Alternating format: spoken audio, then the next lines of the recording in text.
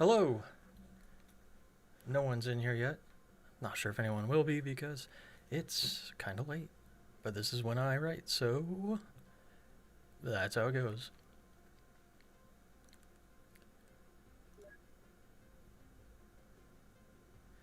Hello. So, I meant to stream earlier, but decided I would relax for today on Labor Day. Bradley, hello. Banned indeed.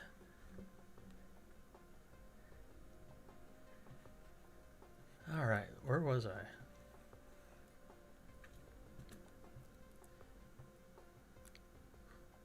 Turn on the music a little.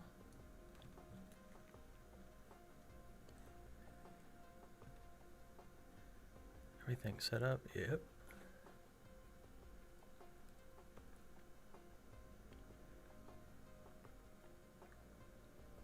Still getting used to the YouTube Studio live streaming panel thingy. It's not very reliable. I guess we can start off with what I've got so far.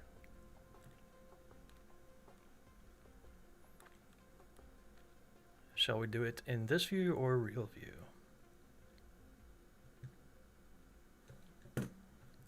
Good grief. Sorry. Let's go with real view.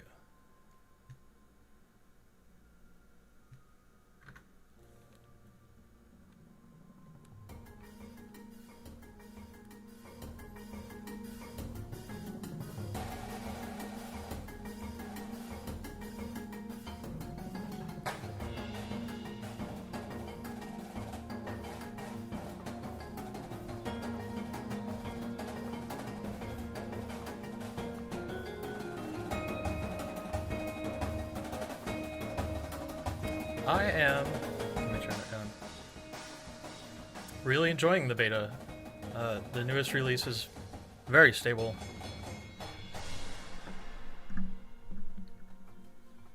Haven't necessarily been taking advantage of some of the features yet, but I probably will need to, like the rewrite stuff.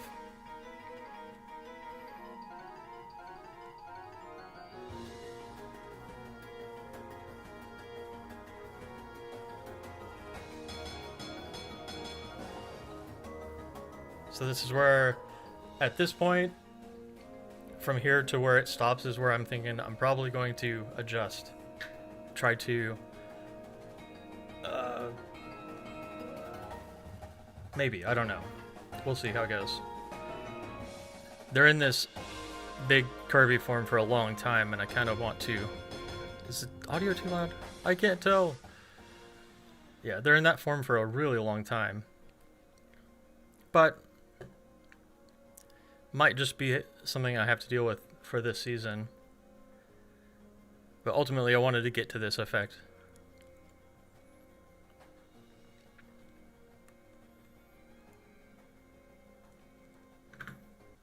There we go.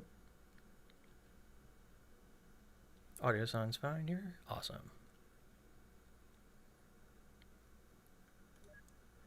Alright.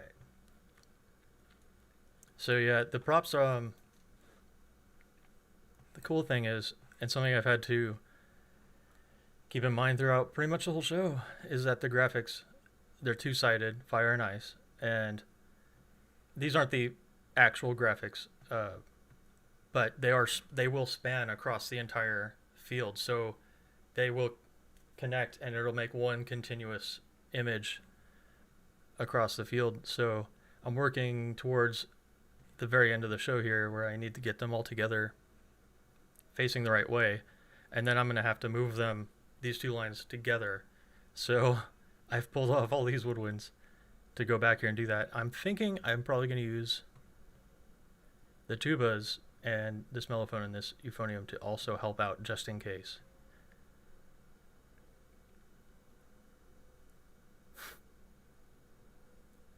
Yeah, maybe the pods or pods into these straight lines.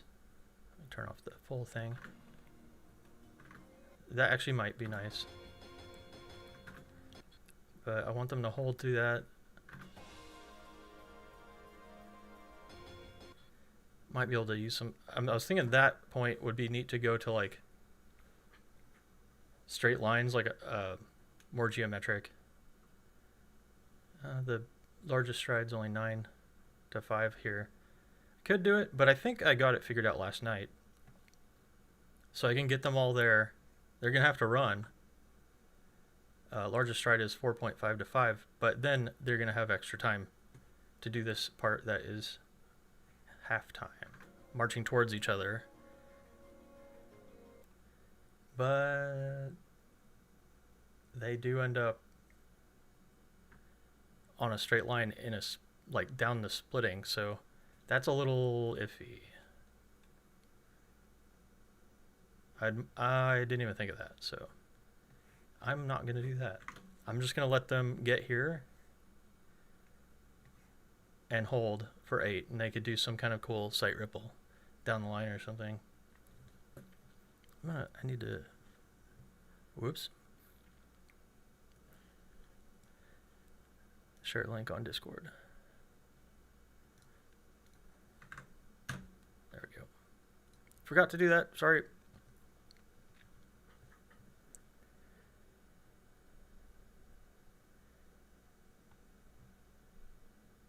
The curve shifting to a slightly different curve. Yeah. It's a weird thing that I'm doing mostly just for the motion it generates. It's not a follow leader. It's actually just, it's all just dot to dot marching, but it looks like a follow leader, which is kind of cool. Let's see. I like the way it looks. It just, I'm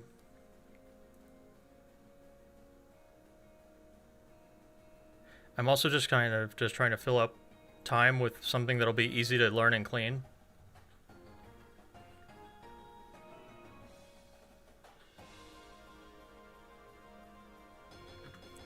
That last move definitely doesn't feel, it feels like it should be something else. Blake Patton, how are you?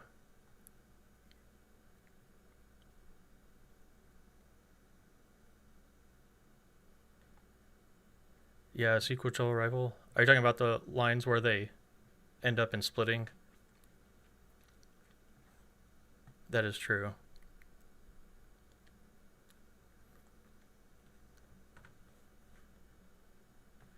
Let me see what happens if I can just, if I can get the same idea, just not a curve into a curve into another curve into another curve. It's going to mess everything else up, but that's all right.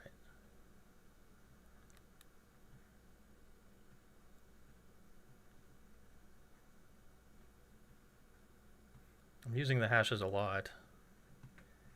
I probably shouldn't be, though, because they'll be competing at BOA. But I believe, our BOA St. Louis, I believe they still mark both hashes. And that is way too much. Oh, wrong way.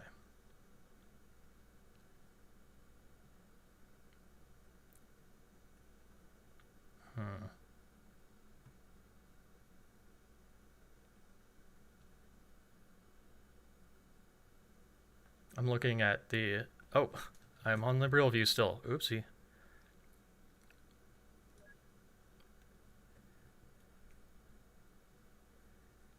Grinding away. Yep. So I was thinking of doing something like this, like going into more hard forms. I'm looking up here at the step size. It's a pretty big stride. But it would look really neat.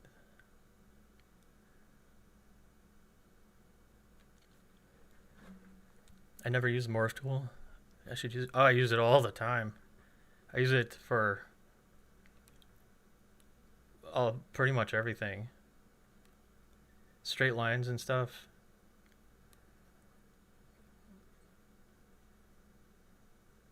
I wonder, oof.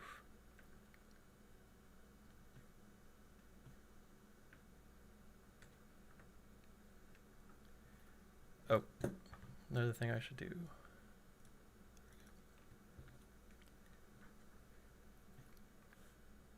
I'm going to post up my shortcut list that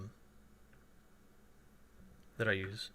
And I put up a little thing on here to show what keys I'm pressing.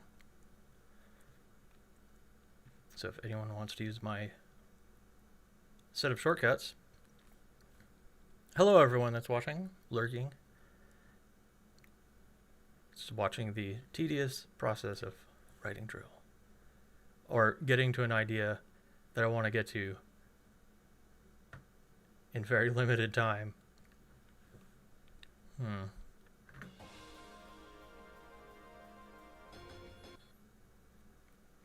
So I want them to come in and back to prepare for that the two vertical lines.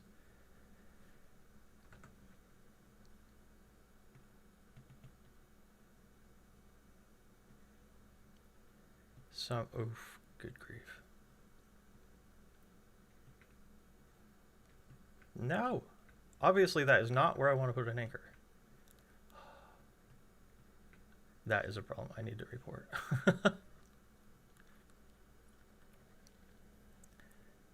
Looks different from V7? Yeah, I have completely forgotten the differences between oh my goodness, the different versions that I've used. So I just forget what features certain versions have.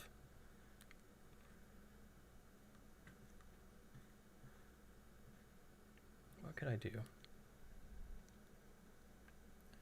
Triangulars? Yeah.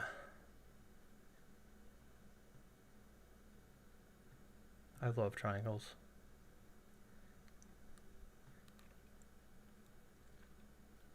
Ryan Turner. Oh, please. Whatever. I just spend an inordinate amount of time working on stuff. That's the only advantage I have. You have a life.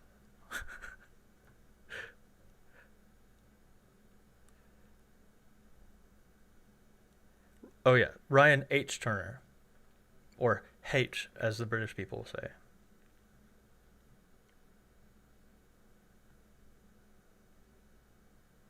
Let's see. Oh, good grief. I'm at 2.07 steps. Interval. A life? Yeah.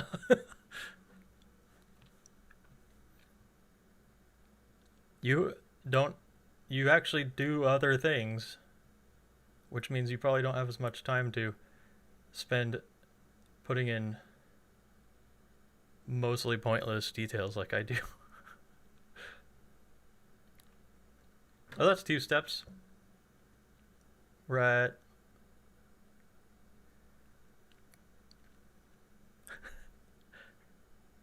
H.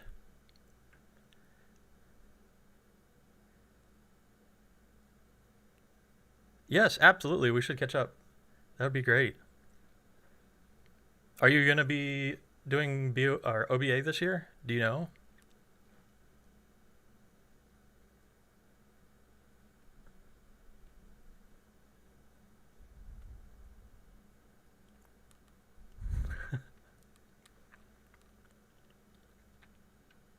Reviewing one of Ryan H. Turner's tapes.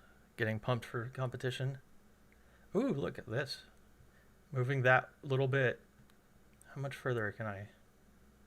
7.8 to 5. Largest stride size.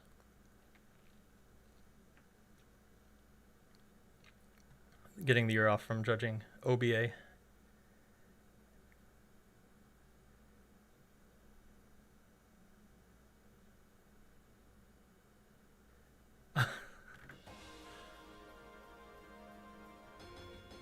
Actually, this might work.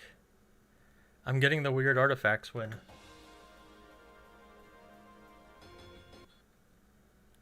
doing playback, where everything kind of data moshes itself into a mess. But if I accept the move, it works. Let's see. put it in real view, and then forget that it's in real view. See how that looks. Wrong window.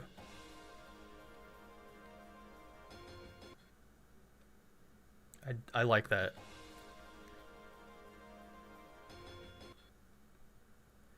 Almost all on the grid.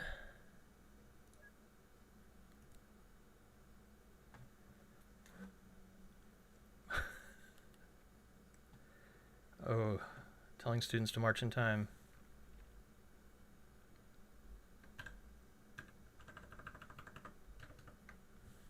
I have them listen. Walking to Michael Jackson music is a good one for that, because it's hard not to move in time.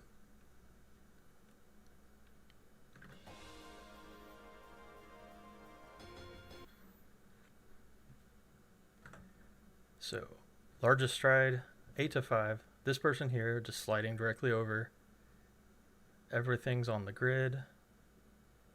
Tubas are in the back, so they're not really going to be hitting anyone.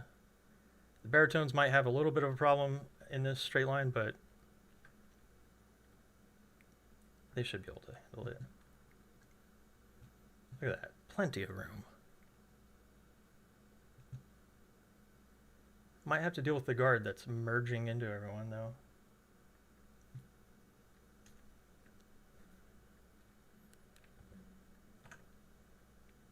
And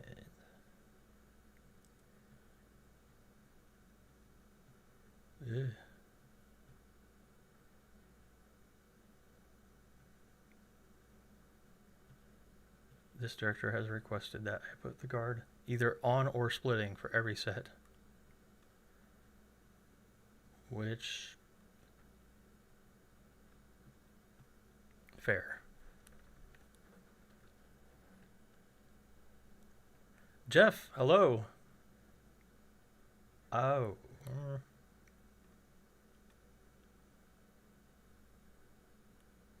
Didn't really give this guard member a lot of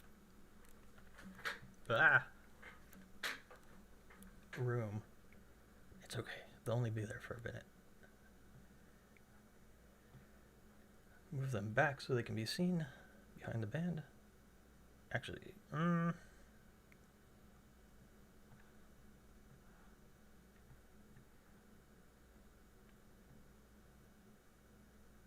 what am I doing?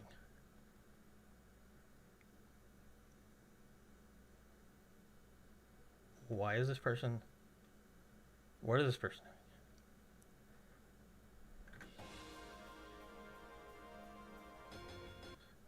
Why are these guards just facing the wrong way? That's fun. I'm sure I did it at some point. Just not sure when. Wow, okay. What is going on? Wait, what? They've been facing that way for a long time. Oh, they're the rifles.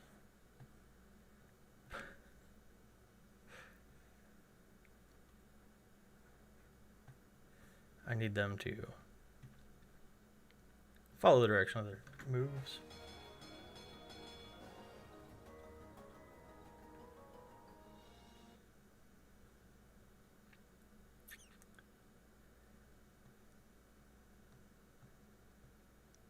Okay, come on.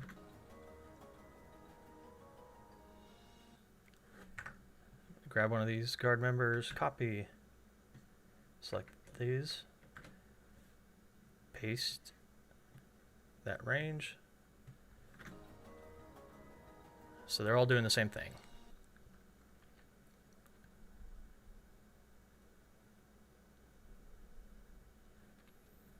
Bradley says, I notice a lot of choreo in the animation.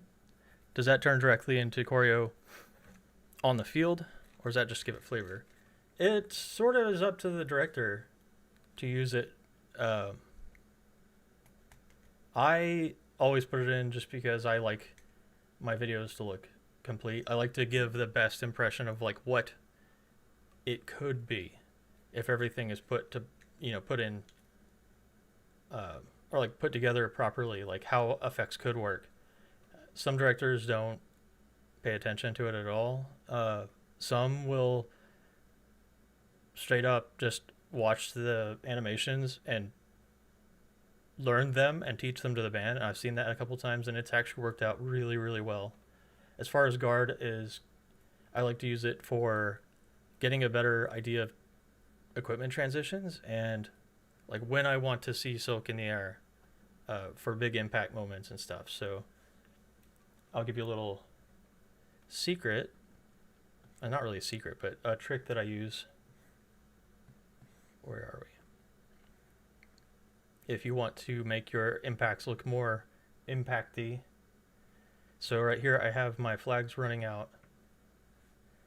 And you can see I have them turned to the side. So even when their flags are out, let me open this. When their flags are out, if they're turned 90 degrees, they're hard to see. So what I'll do is I'll have them come out, and then right before the impact, I turn them forward. So you get that like big reveal of color. And it's a really easy little thing you can do in the animations to kind of hide transitions and equipment changes and stuff. But I also use it to like, if I'm bringing guard out, if I can have them, I'll have them move, I have them stop and hold, have them kneel down, give them a couple counts to put something down and pick something up, stand back up, and then move out. If I can represent that in Pyware, I know I'm giving them enough time to do that stuff. Yeah, anytime. And also I like it because it can just give ideas, even if it's not being copied directly. It can give visual designers, instructors some ideas, guard instructors, of what could be cool effects. So like this whole intro sequence, I've just got all this crazy animation stuff going on. Ooh. I have the rifles here looping around through the drum line. That's not actually something that's in the drill. I just kind of like threw that in there to show a cool little thing that could be done. It doesn't need to be added right away, but in this hold, that could be something that they might add on later in the season when they have time.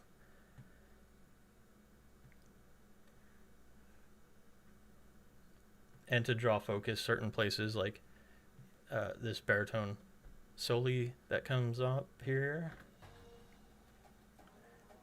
I have them just doing a little bit of body work because basically if anyone's holding still, they should probably be doing something. At least at this level of competition.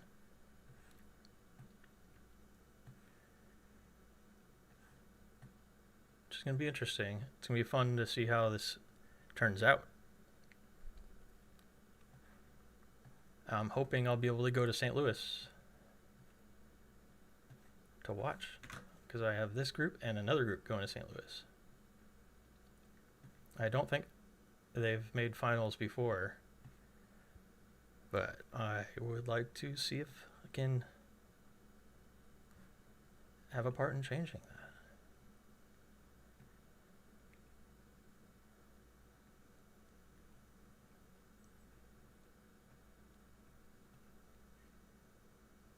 Oh no. I'm just going to squish this guard member here. Where do I put them? I think I'm going to sneak them out.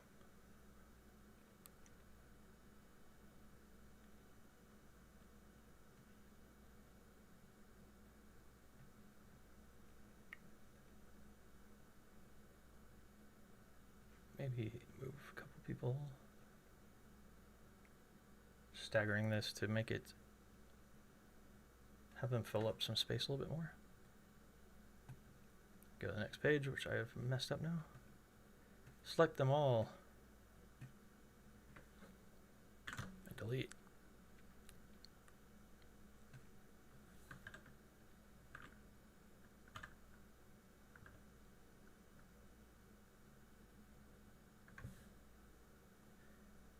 Labels are going to be hard to set up here, so they're not running into each other.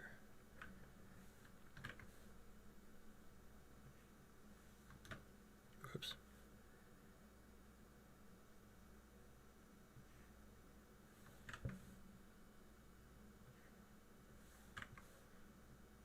I could probably do this off stream. This is boring. I feel like I've changed almost all of them. I probably should have used the other label thing. And I'm gonna move our drum line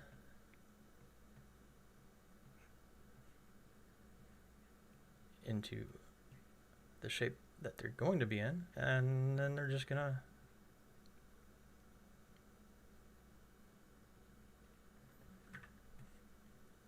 all they'll have to do on the next set is move back.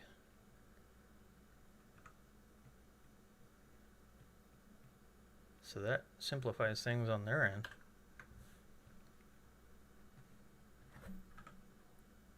Tiny. If anyone has questions, feel free to ask. Keep me company. What? This happened last night too. I totally put that person there, and then it didn't stick or something. Oops.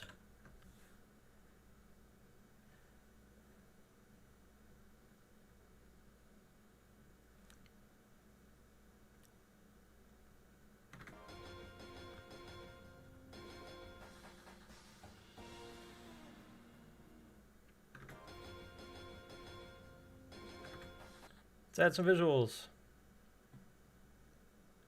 I'm just gonna have everyone do the same visual. At least, yeah, lower body stuff. The subdivision is a little weird, so getting the visuals to look right might not work. My lights are like dying. I fried my little power adapter. Believe it or not, I'm running these lights off of a 12-volt sealed lead acid battery. And I think it's running out of charge.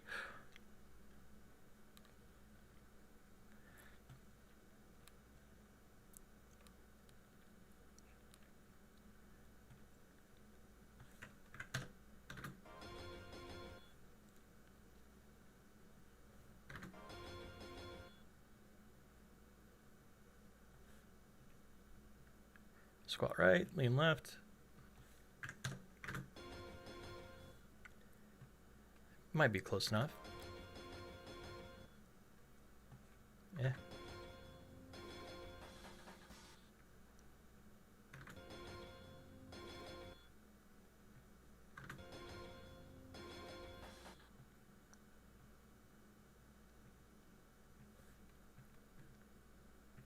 Just have him go back to standing. See if I can make this work. Have him do it in one count, and I'll try the ending at thing. Okay, it worked that time. For some reason, ending at doesn't work when I use the ending at instead of beginning at. Half the time they just don't do anything.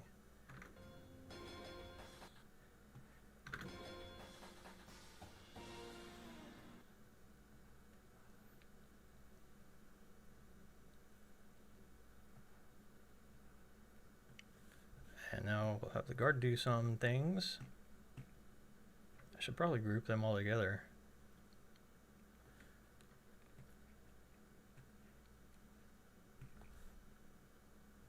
Actually, we'll just do spin half.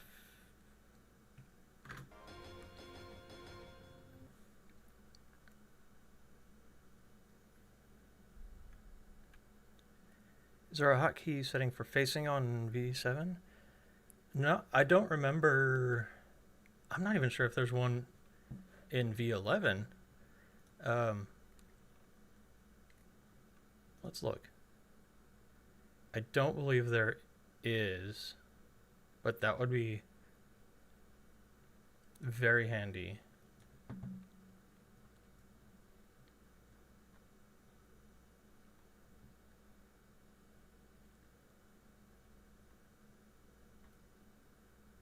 Or are you talking about the label positions?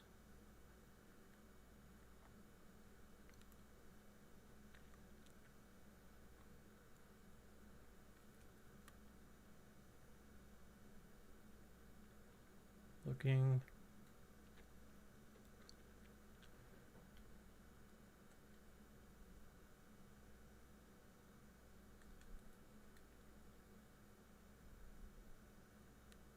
This one for visual editor, but I usually keep that up anyway.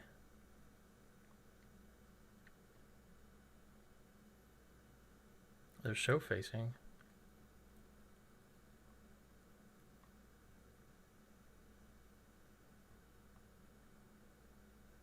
I don't think.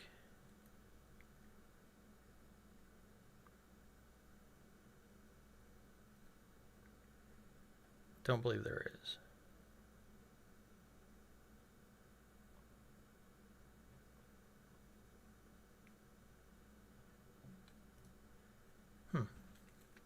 That'd be cool. That'd be pretty useful. It's just the only thing that I could think of that might not help is that you would be able to set which way they're facing, but you wouldn't be able to easily set how long each turn would take. They'd all just snap.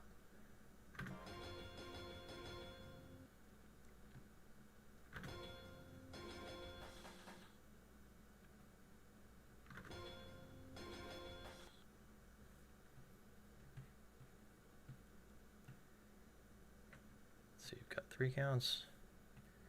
I'm just gonna do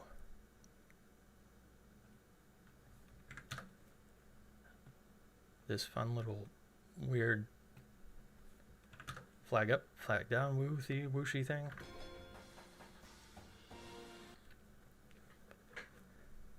Hey, SCG, SCJ, or Shannon, I should say. What's up? Thanks for stopping by. You're welcome. I don't know how to say your name. I'm so sorry. You might be able to check the VOD. I can also ask for them to put that in. That might be a useful feature. There is one feature I would like to ask for that I would like to be able to just have a visual span the time between anchors instead of having to specify every time. Like, I have this 5 counts here and I want them to do a toss 3 instead of having to go in here and hit 5 counts. If I just set it to that, it would automatically set it to 5. I would love that. Yep, that looks good. Taking a break from a closer. Yeah. I should have been working on this today. Or I should have started this stream a lot earlier. But I was like, you know what? I need some time to relax. And then I'm going to slowly go down to down attention 4. So now we can see how this whole thing looks together. Although I think I forgot to give... Oh well, the band doesn't really have much to do, but...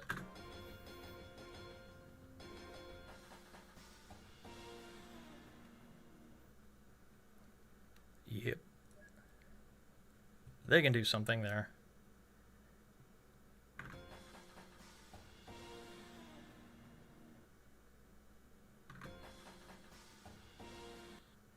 How about just a plie?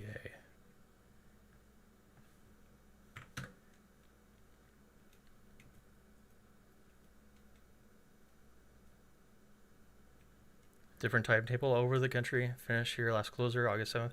Wow. Yeah, it's been weird this year. My groups have kind of flown through everything. I would have probably finished all my shows by the end of August, but there was some other stuff I was waiting for, like some notes and double checking numbers and who's actually showing up to rehearsals. So, but that's like crazy early for me.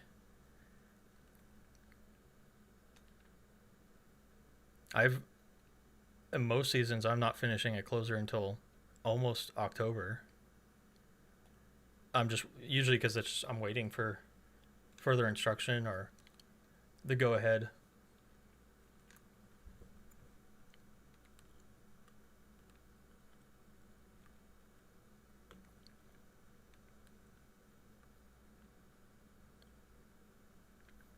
Alabama is still the majority of yours. Ask me about quarantine. Ooh. Yeah, I'm a little scared about what's going on.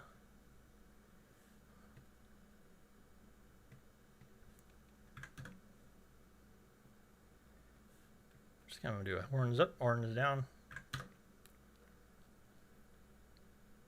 First week of June, they start. Oh, went really country. First week of June. Your bands start the first week of June? Oh my goodness.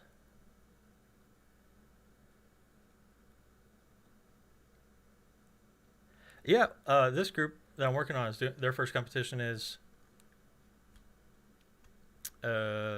this upcoming Saturday, but they're just gonna do their first two pieces, which is pretty normal in these neck of the woods. June, that is nuts.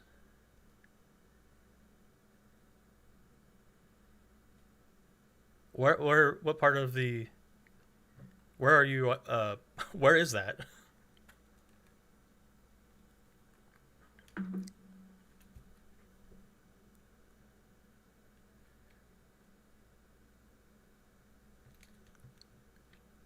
don't even think you can hear the music.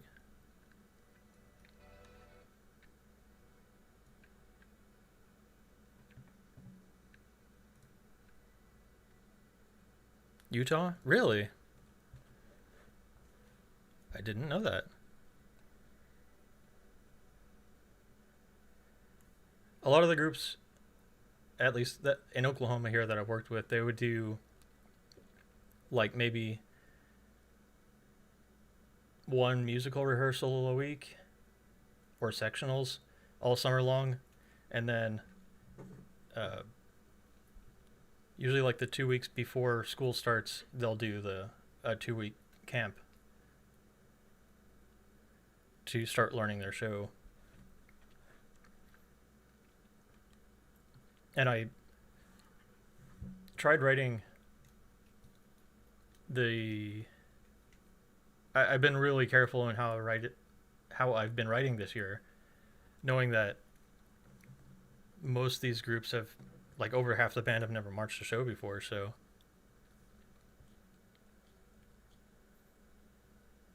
just started this season in Taiwan. Oh, that's awesome.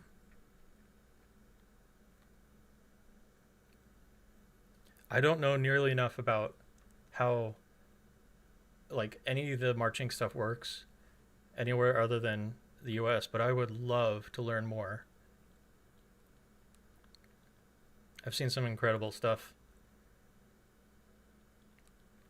I would love to visit Taiwan someday. I'm also like super into technology, so a lot of the coolest stuff is designed and made there.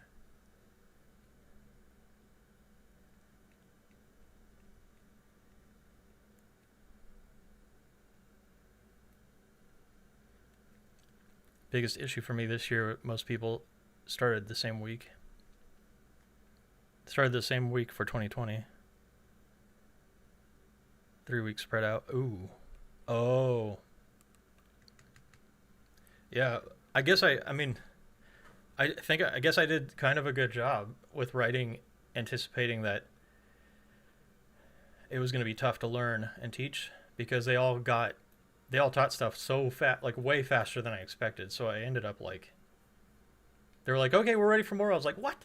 I just gave you that stuff. So I got a little bit uh, overwhelmed near the end. I'm going to turn them around here.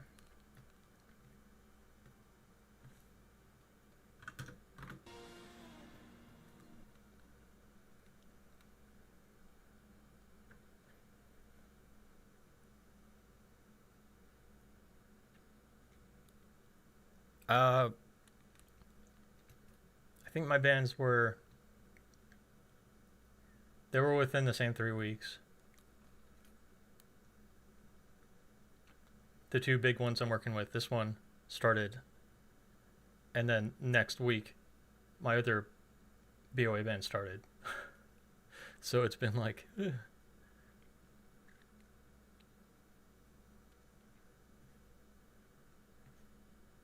And then on top of that, I ended up designing these uniforms for these people, for this group, and I've been doing that, and they're getting all their equipment from me because I'm a Style Plus dealer.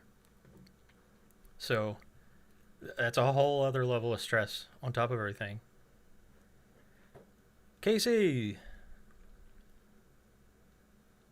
year of rewrites in Texas. COVID causing a lot of number changes all the way. Oh, I am so lucky that I'm only writing for 3 groups this year. I had a lot of directors reach out to me at some point, and they're like, "Yeah, this is awesome." I was like, the price is flexible. I know budgets are crazy. They're like, "Yeah, this is gonna be awesome," and then they just ghosted me. They stopped replying altogether. So I was like, whatever.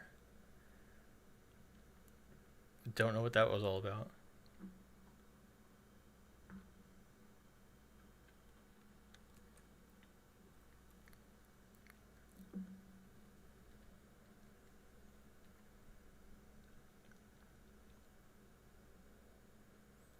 But yeah, these groups, I actually have them hidden. Let's see. Oops. I have 25 alternates in this group that I'm hiding over here. And then I have another one that has they're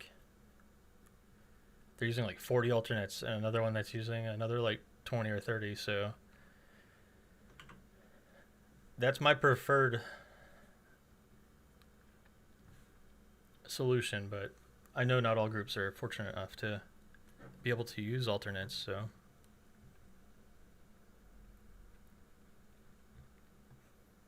now we get to do the fun stuff where I probably have to rewrite this or regroup it or something. Oh no, no. Yeah, I'm gonna have to redo that.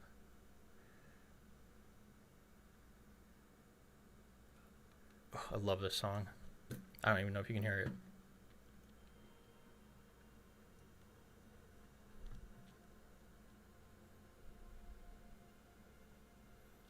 Yeah, I wouldn't. If anyone asks for rewrites, this year especially. I'm no problem.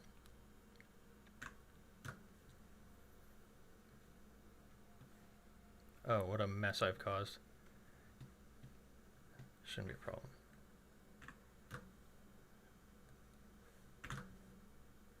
Did I get everyone? Yes. Oh my gosh, the guard is a mess.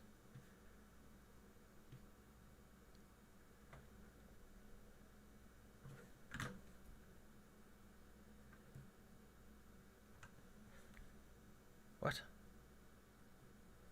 Oh my god. Oh.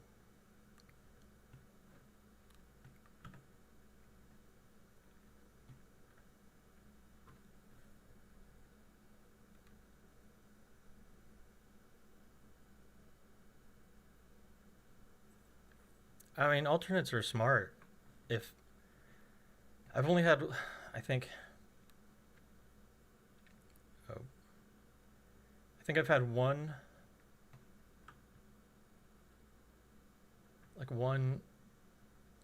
or 2 groups ever that they didn't want to use alternates because of political issues where the parents were like, my band paid, so they should get to march. Be like, well, yeah, but your kid has been at 3 rehearsals in the last 3 months. How are we supposed to deal with that? You know, they don't know what they're doing.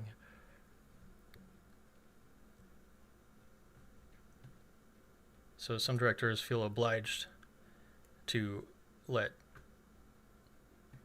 you know, like everyone march, which I don't really agree with.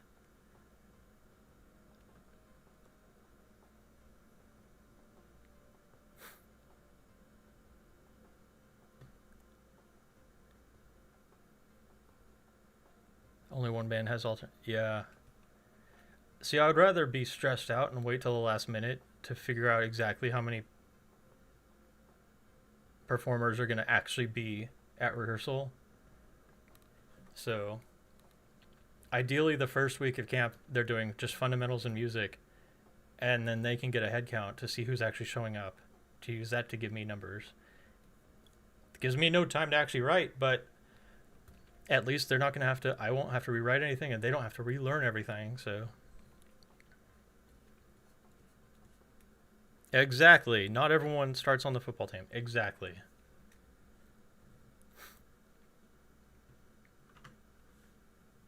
I'll regroup all. And then do... How do I want to do this?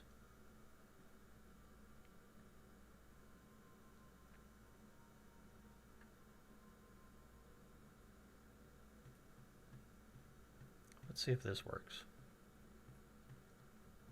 I love the end of openers, or the end of closers, because I can just mix everything up as much as I want. Oh no, I missed someone.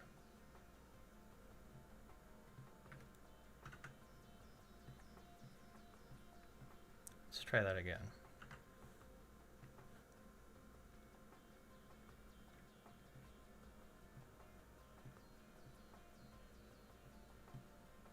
Nope.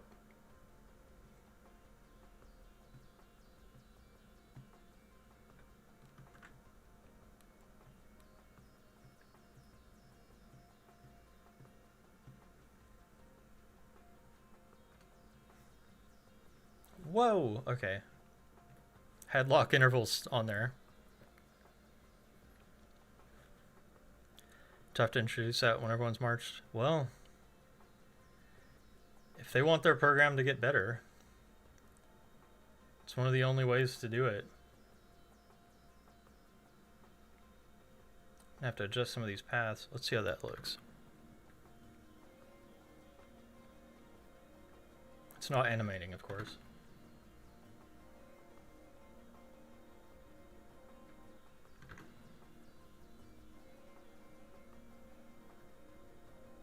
I like it. Except for these woodwinds that are just freaked out and started just teleporting around.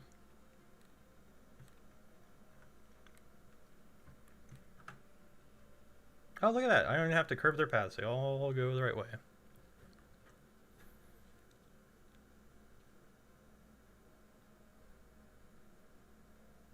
Yeah. I love when I can just mix everything up, all willy-nilly.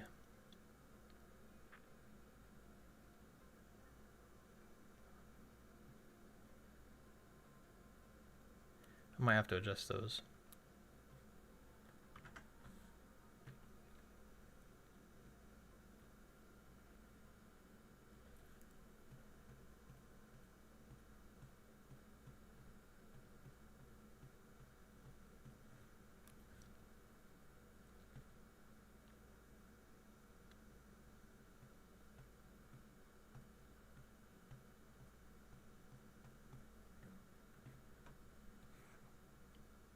Oh no.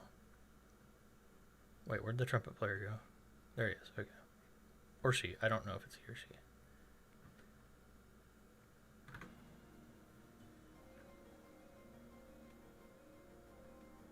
Okay. Largest stride is 5 to 5. Same on this side. Which I am planning on having them just run there anyway. A flutter. What do you guys call flutter, like flutters, like just jazz running out of time to get somewhere? I use flutter, but I don't really like the term.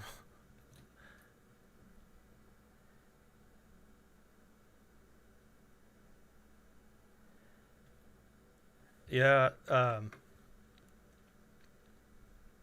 directors believe in giving them all a fair experience, which is another valid point. You know, if it's for education, then you don't want them to feel like they're not getting an education. That's why I think that it's cool to have a. My alternate lines, admittedly, aren't super integrated this year, but I'm dealing with a lot of props, which makes it tough. But Flutter Run. Yeah, okay. I called it Flurry for the ballad of this show, just because it's called Fire and Ice, so Flurry. But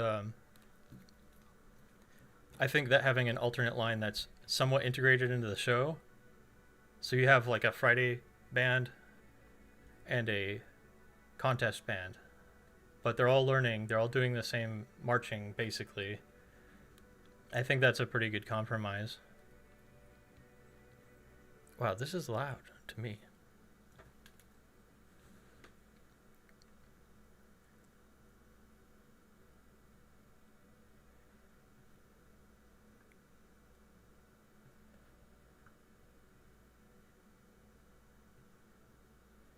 This actually...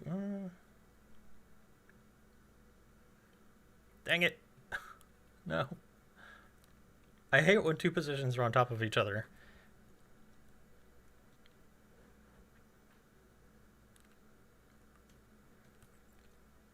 Common theme around here is football show and... Oh.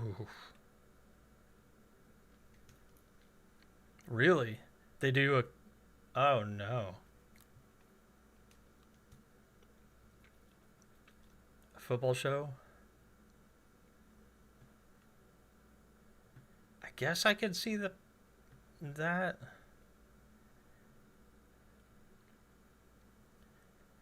But not being able to show, like, perform or practice your show in front of a crowd. Oh. But part of my philosophy is like 8 pages of drill.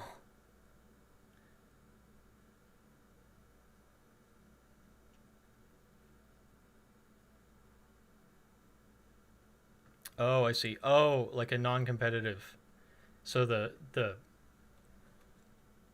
football show has everyone in it, but the competition show only has or doesn't have those people in it. I can see how that makes sense.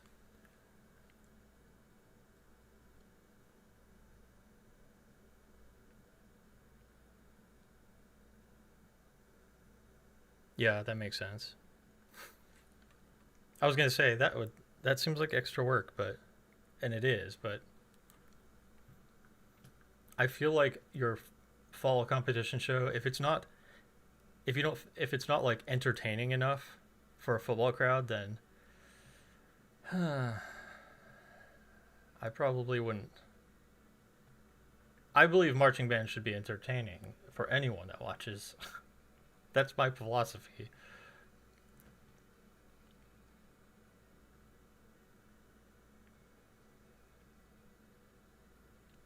The ramp show you hear me complaining about, competition show, 8 pages.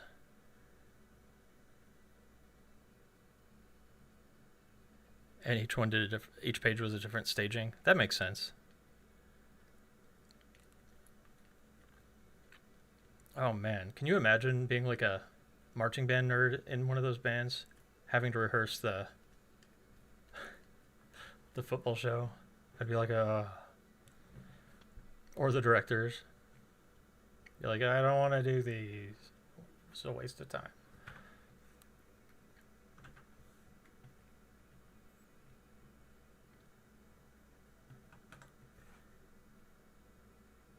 This is what I was hoping to do.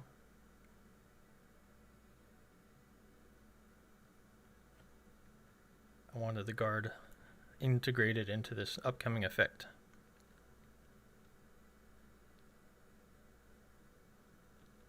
Yeah.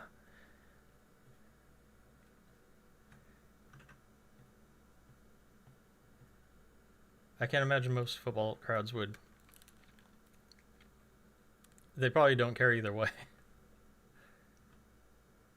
Although it is really fun when you have a competition show that even the football crowd's like really into. That's fun. To me, anyway. Love it. They like go to get a hot dog and then get smacked in the face with sound right off the bat. And they're like, what?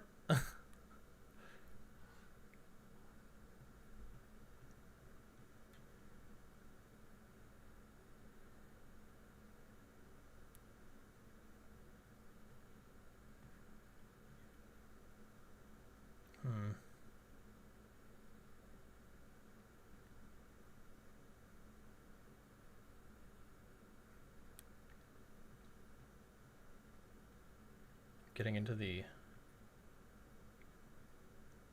how much can I ask the guard to negotiate with trying to get through a line of running band members.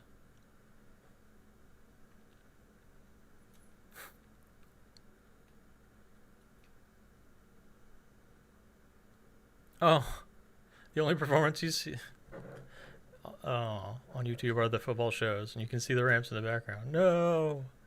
Oh wait, do they perform their competition show like post game or something? Is that why they're there, or are they just stored there?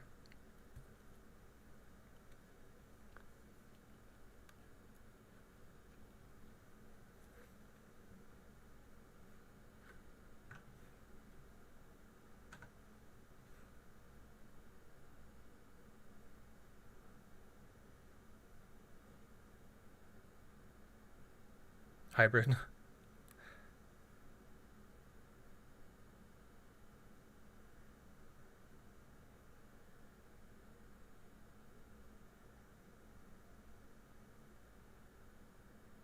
Oh, that sounds really complicated. Run half the halftime show and half the show, the competition show.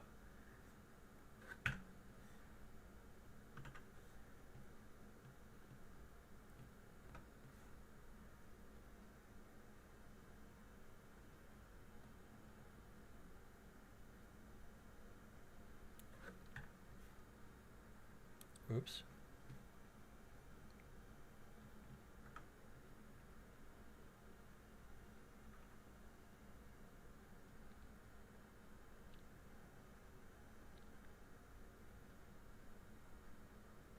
You used to worry about pastors, and you figured the kids and staff figured out. Yeah. And apparently the guard director here restages everything anyway. What am I doing? Why do I'm not paying attention. Let's see. I want to equal a guard on this side as to this side. So I'll put this person back.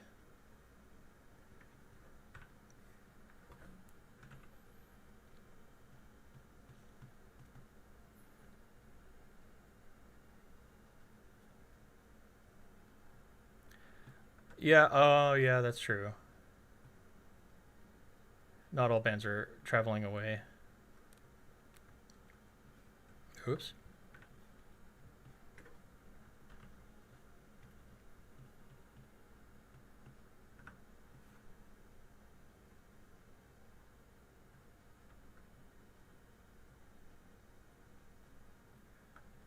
I get it, but it's sad. One of the coolest, like my favorite parts of going to shows or to the football games was seeing all the other bands.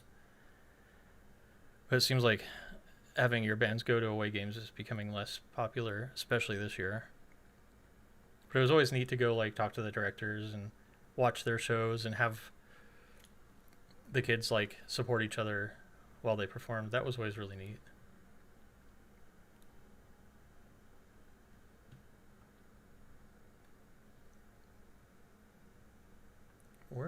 want them? Probably not standing on top of the baritone soloist.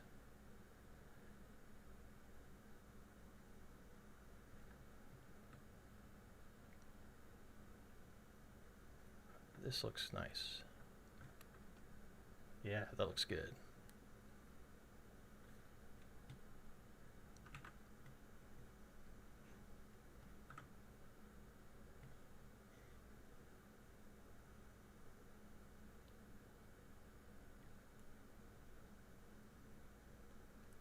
Sounds good. Yeah.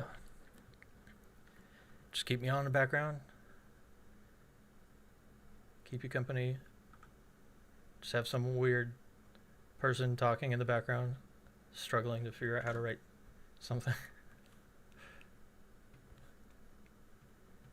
I wonder if I can get them out of the way in time. Might look a little crazy. Oh no, not a chance.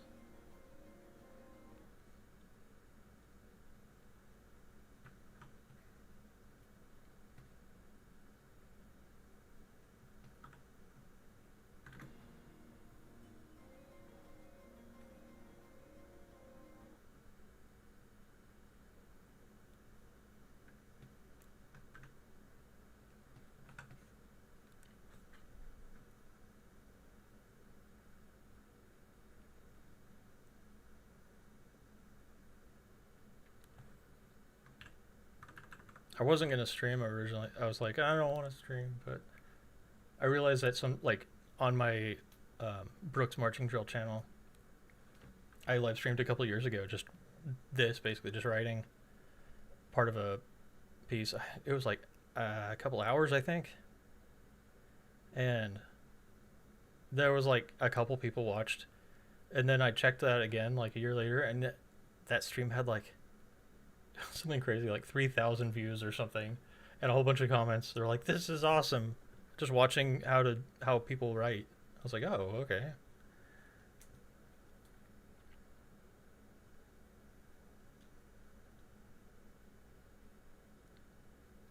Watching a run through video. Last week, I made the trumpet soloist stop taking the solo down an octave.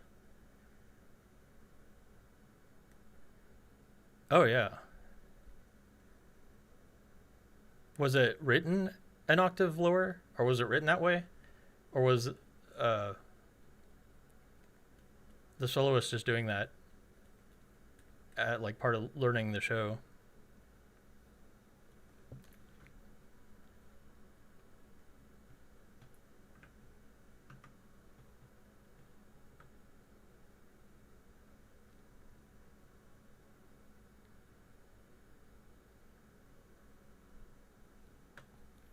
Most views you have is a rewrite tutorial. I can see that. I, for real this time, want to get my, once I'm done writing this year, I'm going to do a full tutorial series, like start to finish, never touched Pyware before, how to write a full show.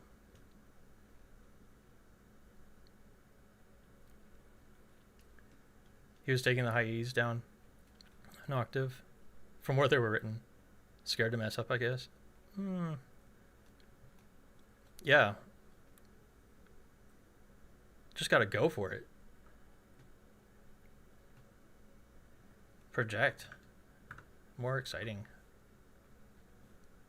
And if you're not practicing it that way, if you're not practicing it, you're not gonna know how to fix it.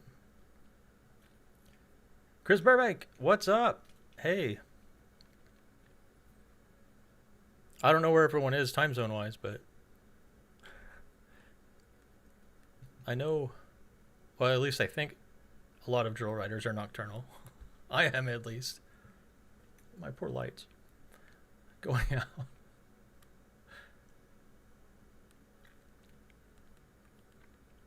I should save.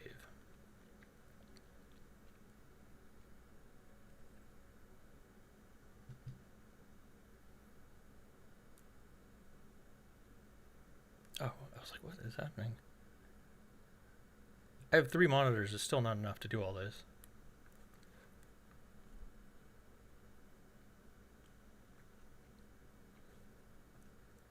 Oh, okay. Let me reset all of this real quick. A little late for you? Oh, yeah, Jersey. School starts Wednesday. Really? It's always interesting that how like when school starts is like fairly wide range between like across the country.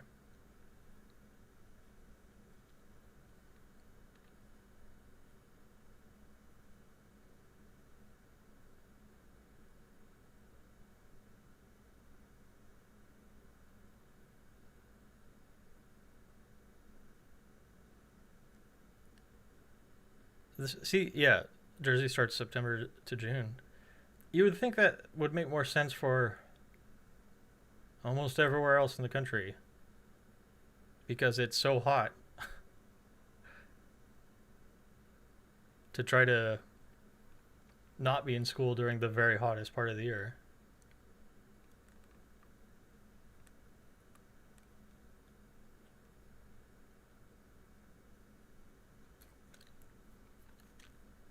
At Cascade, Stone Kids would miss all days because school wasn't out till July. Oh my gosh. That's amazing.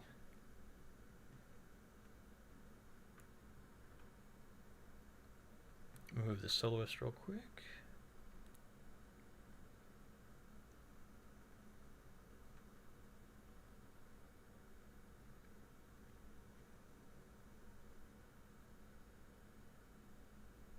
Solo placement is freaking me out a little bit.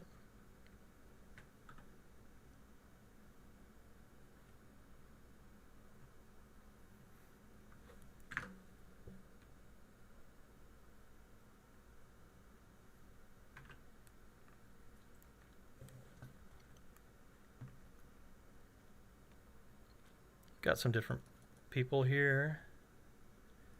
Figure we can watch it from the beginning. I'm really happy with how this is turning. This closure has been taking me a long time, but it's turning out to be one of my favorite things I've ever written. So I've been taking like a little kind of crazy amount of time on it.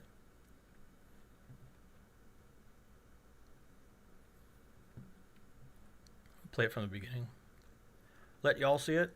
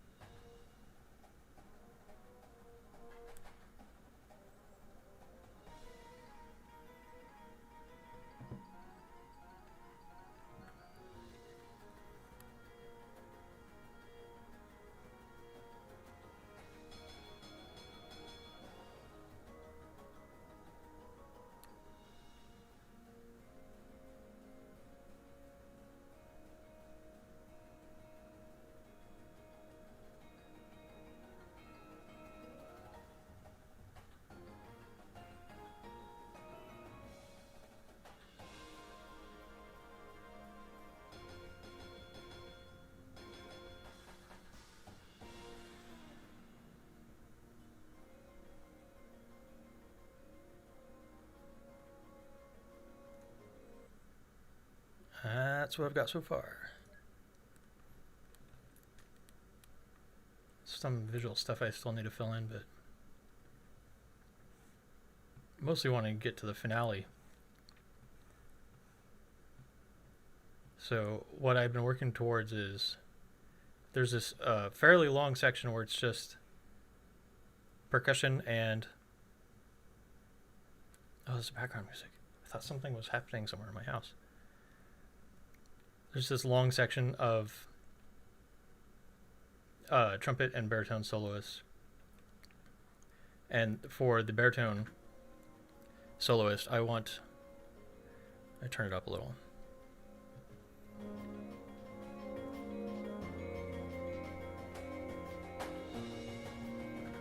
So for that, stop.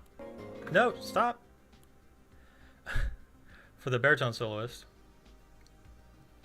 which is all kinds of messed up now. I want to do that DNA ripple thing, cool deal thing here. A vertical effect.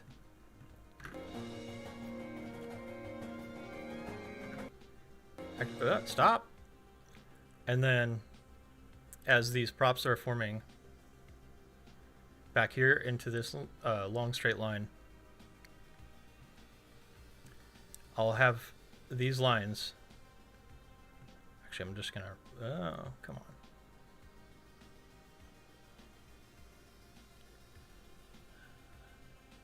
Turn down the music a little bit. A little less.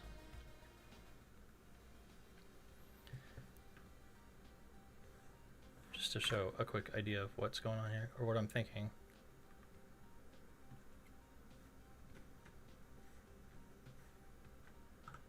Nope, that's not what I wanted.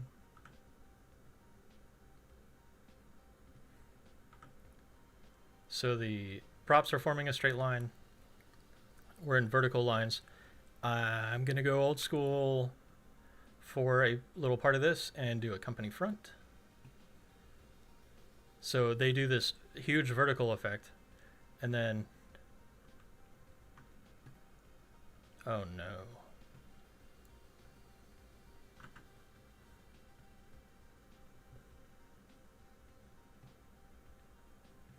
Oh, come on.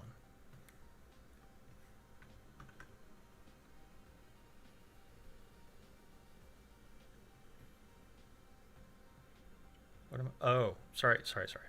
I'm losing my mind. I'm just trying to group them all together. So they do this for the baritone solo. I've got them separated. Shows obviously fire and ice. Got blah, blah, blah, blah, blah. So it's the field's been separate right now. And also through the opener and the ballad, I've kept the guards separate from the band proper. Like not integrate, like it's they're incorporated, like they are effective, like they affect what's happening visually, but they're not incorporated. So the opener is fire, the ballad is ice, and then for this part everything's just mixing up, and that's going to happen visually too. So I've had the field separated, but the guard has been like smushed in with the band the whole time. And then right here the props spin around to make the alternating fire and ice. And also, if you didn't hear earlier, the graphics are designed so they line up. So you'll see the fire and the ice patterns, but they all like are printed so it lines up into a huge mural. So whenever the trumpet solo kicks off, this is what I'm thinking is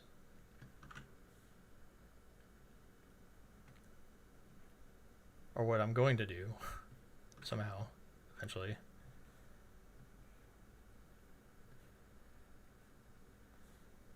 is I'm going to turn this into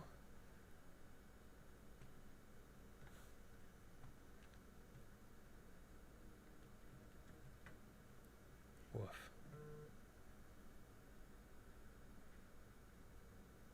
Maybe not quite like that, but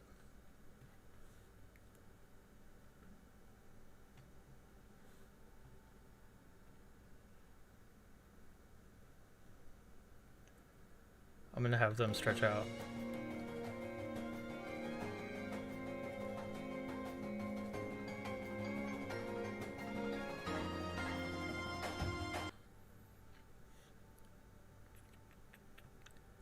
Then these guys are going to start moving.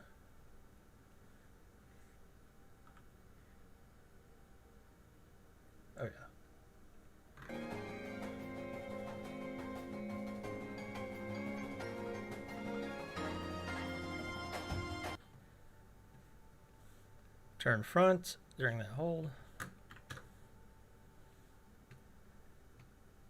Horns up.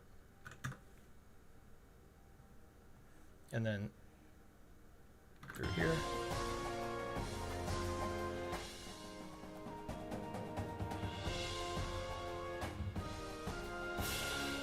Right there for this part. It's just going to be a 16 count, 8-step, halftime company front moving forward. I mean, I love old school stuff like that.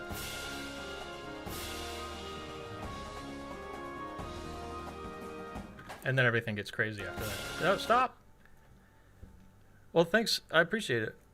Thanks for stopping by, Bradley. I hope you sleep well.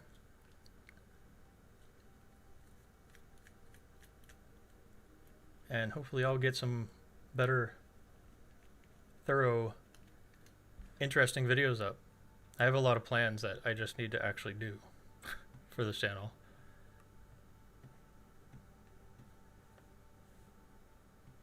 But I appreciate you stopping by, along with anyone else that's come by and maybe doesn't feel like chatting or isn't available to. That's fine. So yeah, I'm gonna get. That's the basic idea, and then the end is just gonna be crazy.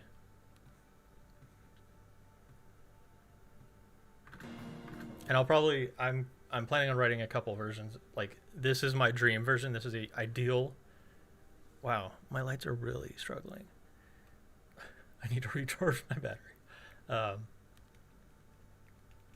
This is like my ideal, like the one I wish would happen, and then I'm gonna write like a more tamed down version of the closer that is a little bit more achievable. Although I don't think this is gonna be that. I don't think this would be that hard. I say not being the one that's teaching it.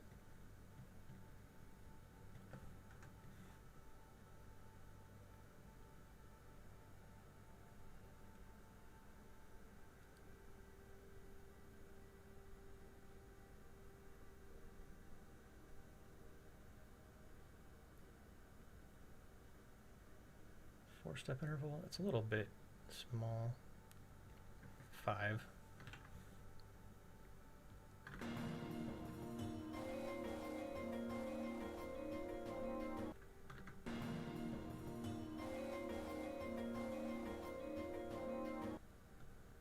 Only a few dodgy pass-throughs.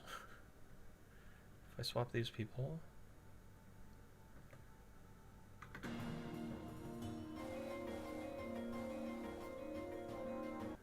That is safer. Looks like they were not even going to have to deal with that bad of pass-throughs.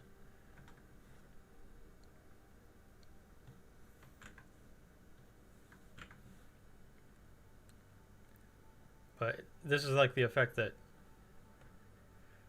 the director was like, yeah, the guard director restages anything everywhere anyways. I'm like, well, okay. That's all right, but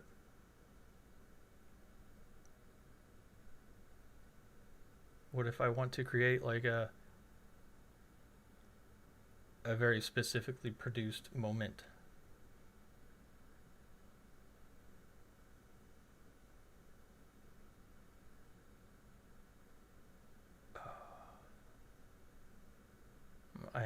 I really need to I'll do that later. Since I changed the previous set, everyone is, these woodwinds that are running over to the props are now not in the same positions that they were in.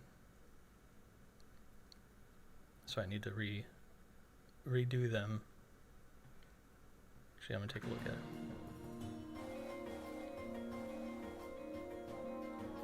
it. Actually, they're not bad. They're fine.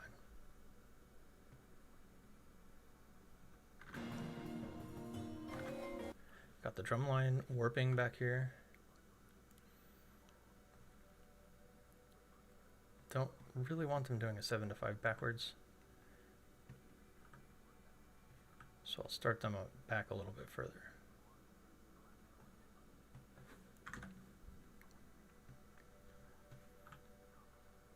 $9.65, much more reasonable.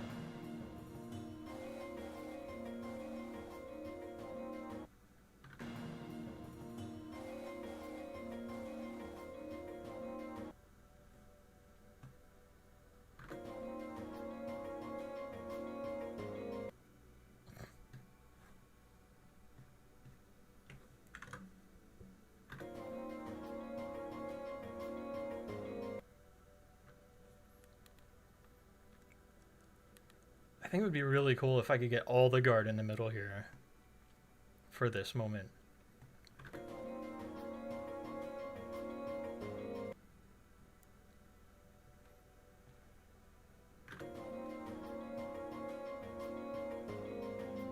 Oh.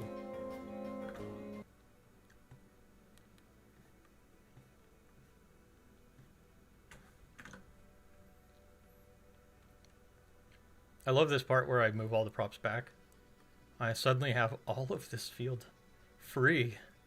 It's so luxurious. I have so much room.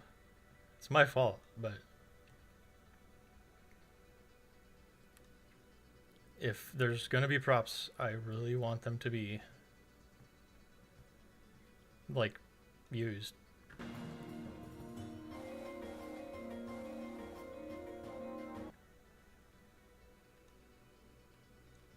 Like well incorporated. I'm not really a fan of props that are just you set them and forget them.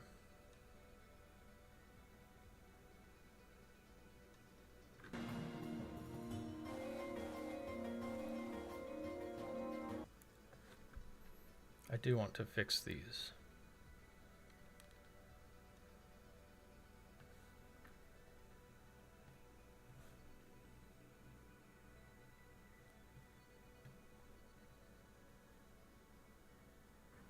Ah.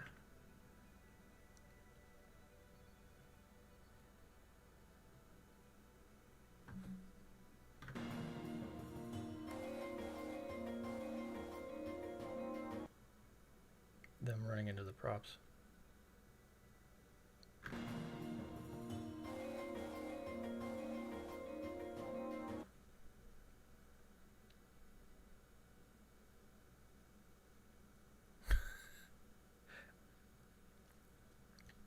I hate stationary props, plus directors kind of use them to turn their band members into sardines. Yeah.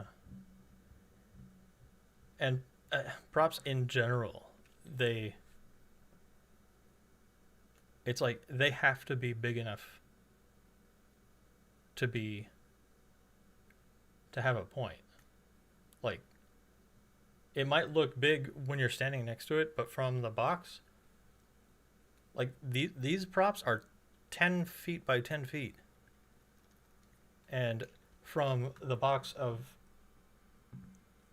whatever stadium this is based on, I mean, they are barely big enough. Like, if you're going to use props, they got to be huge.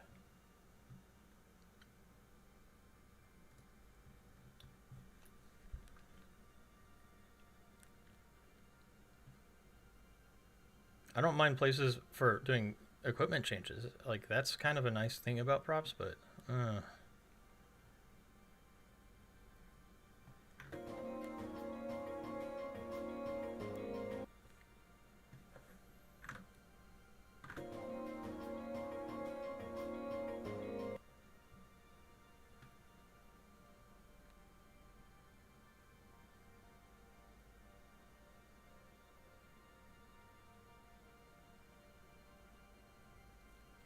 typically ask when they tell me where they want their props. So, where do you want your guard?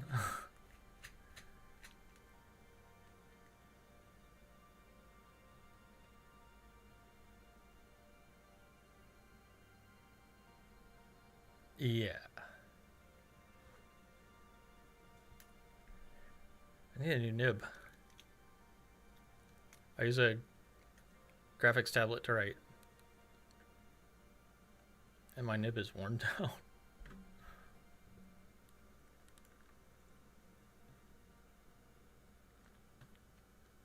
I mean, stationary props do have a place, like especially for smaller groups that are wanting to narrow their stage.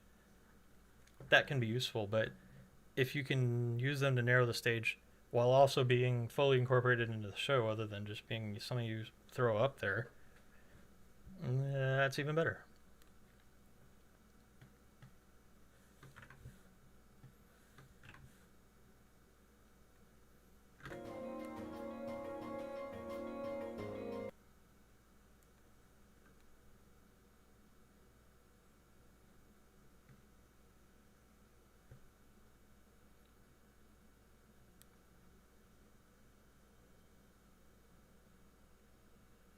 let's see, got 40 people in each group.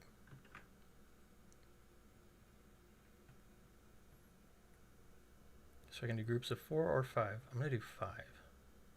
So the center person doesn't need to move. Let's see how that looks.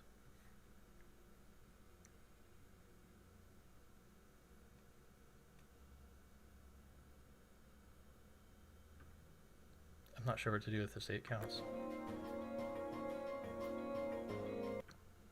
I know if I was teaching it, I would do a really quick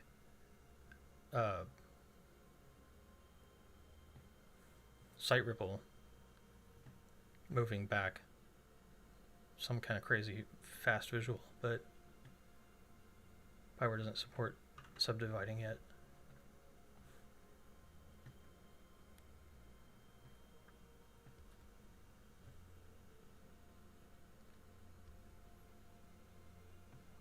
Deal with it later.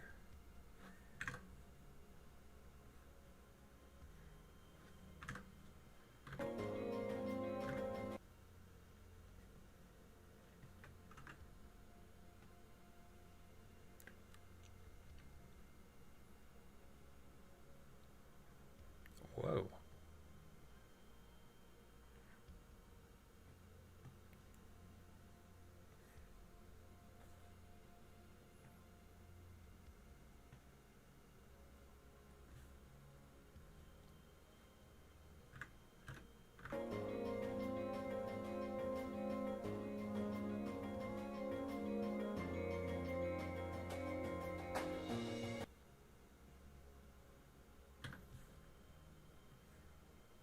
This is a cool trick. So I have this 24 counts. I'm going to rotate all of them. Wait. Need to group them up into 5. Groups of 5. Rotate. Mirror. Negative 180.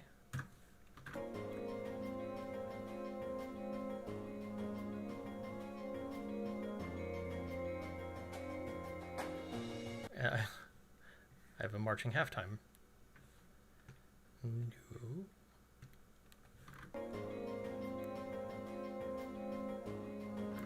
So I basically set what their moves, what the moves I want them to do are. Take this first line, stagger tool. It's my favorite tool. Group by segment. So each of these segments is going to be its own group.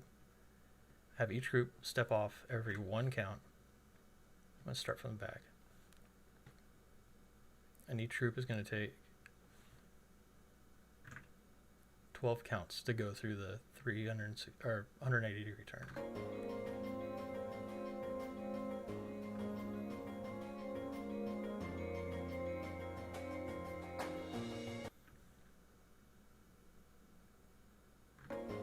Oh, I have an idea.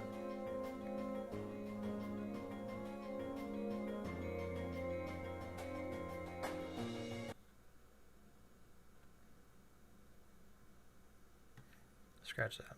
That's one way to do it.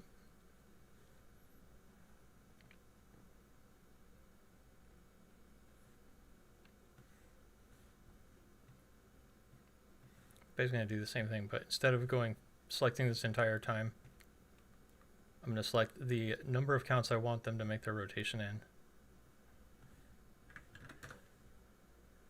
That was not what I wanted.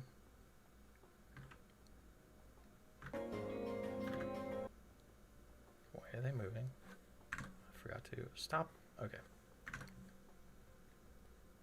Going crazy. 12 counts.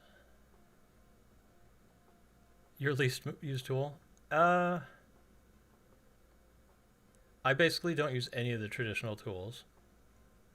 I should, but I need Gregory to do some tutorials on how to use them. But the stagger tool, oh, I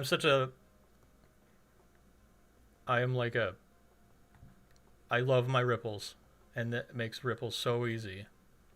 So I want them to turn around in 12 counts, do the full, well, the 180 turn. What is going on here? Why are they doing this? This is weird.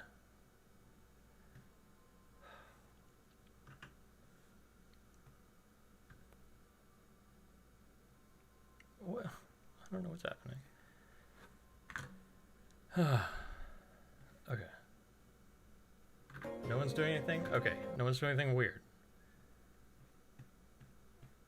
And they're grouped properly. Stagey, fluttery whiplash, yeah. The group that's doing the time show, they're like, for the closer, can we do more? Just like run here, stand here, run here, stand here. I'm like, yeah, but your music has the winds playing the whole entire time. So it's kind of hard to flutter somewhere while you're playing. I mean, the music sounds cool. It sounds really good. But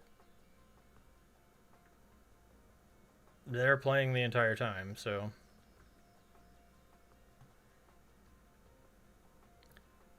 Gotta make 8 to 5 look like 6 to 5? Just use the same jazz running technique that Phantom Regiment uses.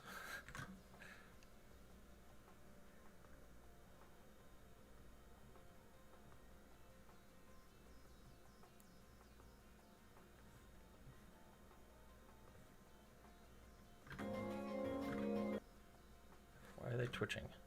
Oops. I think this is...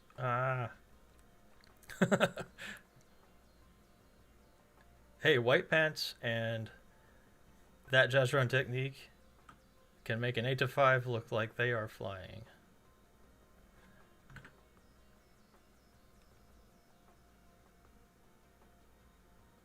I think this is gonna work.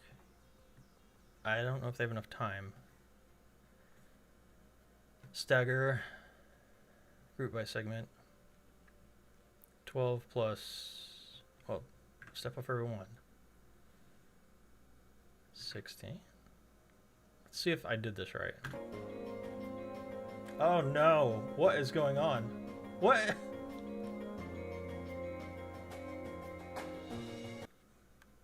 That didn't work at all.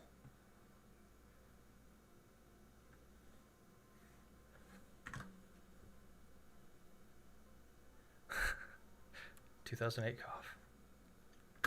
It worked. Okay, let's try that again. Oops, no, stop.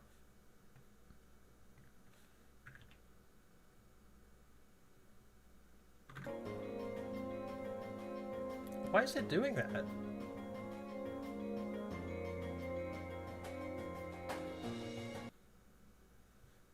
Do I need to do... Why are they...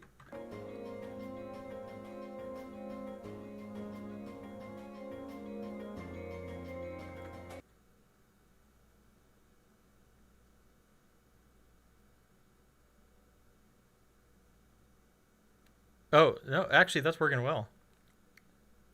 See, that's what I'm...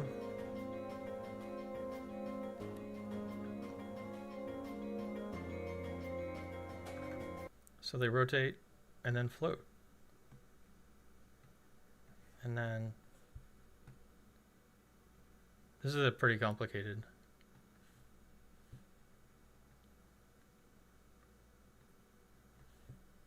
Step up every one.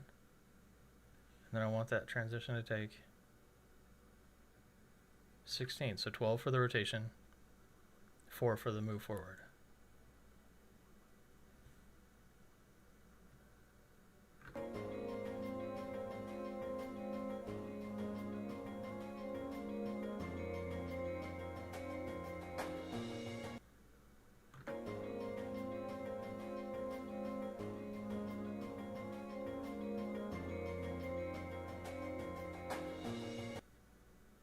Why is it doing that?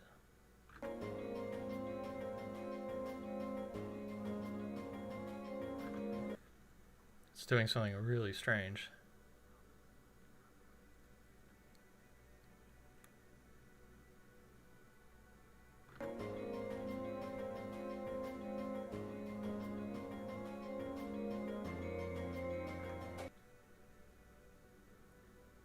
Fine, I'll just do them separate. It won't look the way I wanted, but...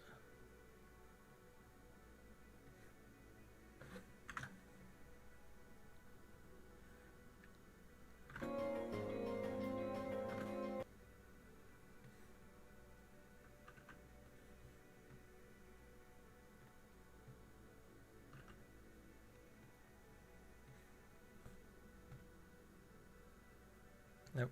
Oop.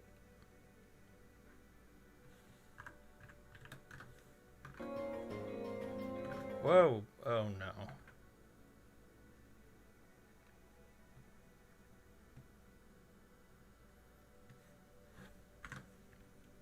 I'm getting distracted.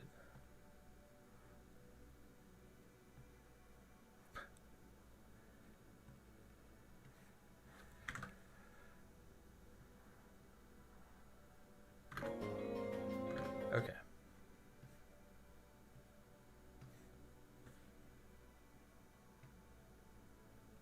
Set the first anchor. Is that the what we call them? I always forget. I should know.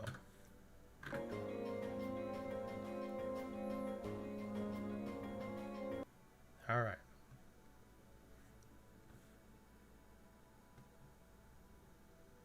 Group by segment. Stop off every one.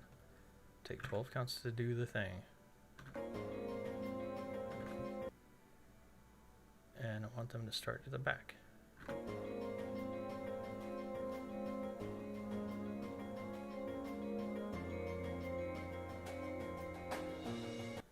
That works out perfect mathematically, actually.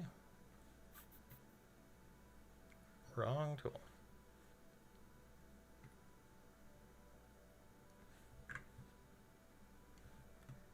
Wrong setting. No, no. No, I don't want that. Power open to thing. Group by segment. 12. Start back here. Wait, did I type the wrong word in? Why are they going so fast?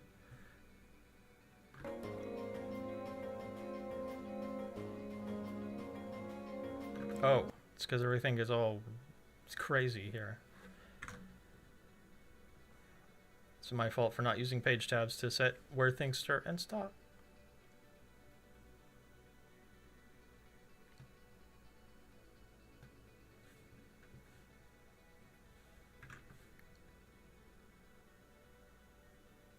The heck is going on here? Why are these paths all weird? Okay, starting over again.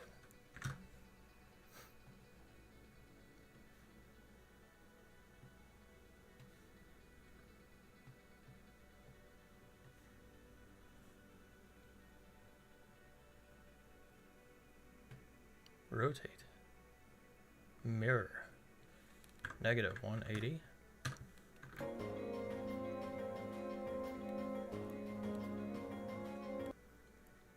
Got it.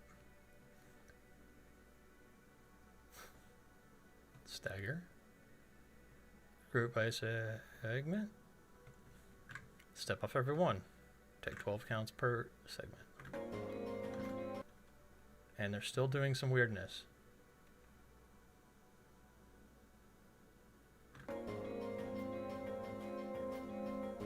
What is going on?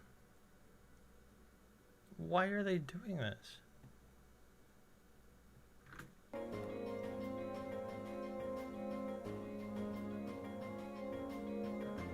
They're like exploding. For some reason, deleting the range isn't stopping them from moving. Will you work now?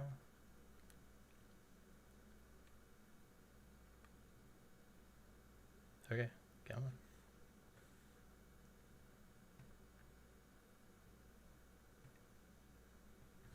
I'm sure I'm just messing something up. Yay!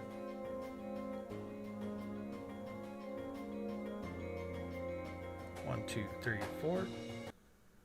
That's it. Good grief. Oh, wow. Okay.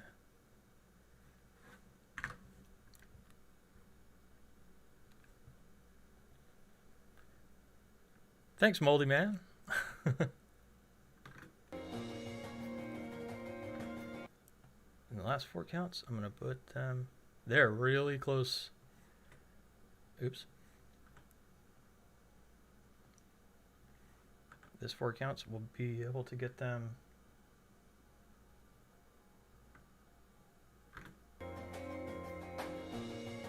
Oh yeah, that's going to look cool.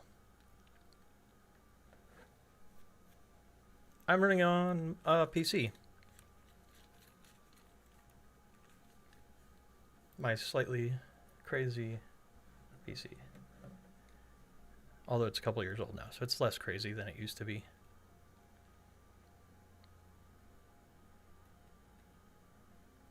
I'm also running the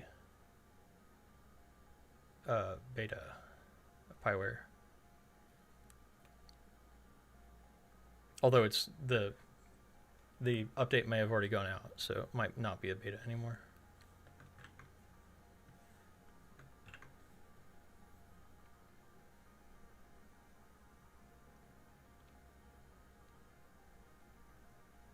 I've heard that Pyware runs really... There's still a couple bugs, but on the M1, the Apple M1, supposed to be running really well. The M1's impressive. It's an impressive piece of silicon.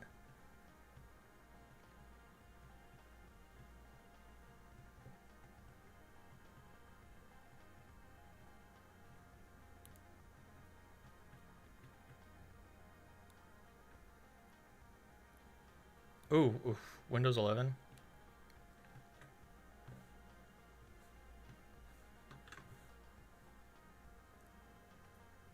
I'm not sure about that yet.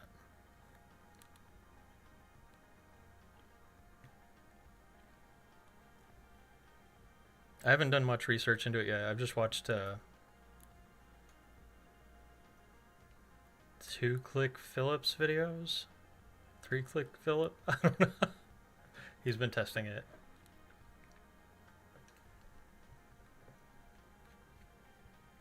Oh, nice. Got my license about a year ago. So I'm not very good. What are your tips for new drill writer? New drill writers. Have you considered making tutorials? Funny you should mention that. I've planned on doing a full tutorial series for this channel last year. Because on the page I use for my YouTube channel that I use for like my customers, which is Brooks Marching Drill, my tutorials that I just did really quick to like help a couple of people were the most popular videos. So once I'm done writing this year, which I'm hoping I'll be able to get done this week, I've been planning a full tutorial series on Pyware from like start to finish, like first time ever opening Pyware, from like setting up new files, even like editing the audio to sound better, doing all the uniforms and custom textures, custom field, all the visual stuff that I do. And Jamie Whitmarsh has given me permission, and also he's letting me use one of his shows, his musical shows and scores, to give out to everyone that's going to do the tutorial series. So we're all going to... It's basically going to be like we're writing the same show. And I'll probably just do like the opener and then show how to go to the next piece. Because after the opener, it's pretty much the same thing over and over. And I'm also planning on doing some just shorter tutorial videos of random features and stuff. So yeah, it's a lot of work, but I have a lot planned.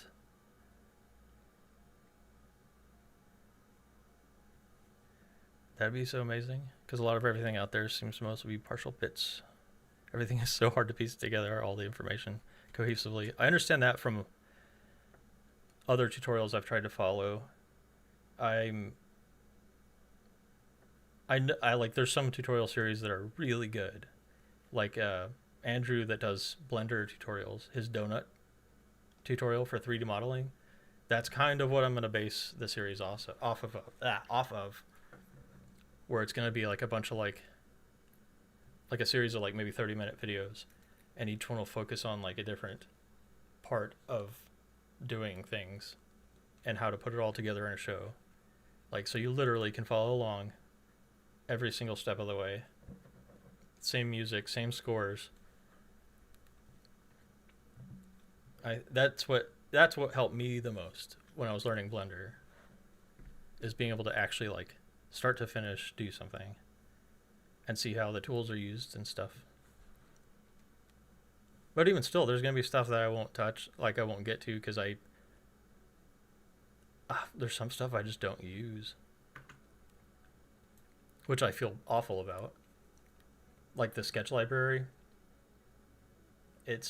I'll probably add the sketch library to the tutorial. I'll like figure out how to use it exactly, because it can be very useful. I just haven't used it yet. I've used it a few times, but I've had to remember how to do it. And productions, I don't use productions. And I probably should. I just don't really know what they're for.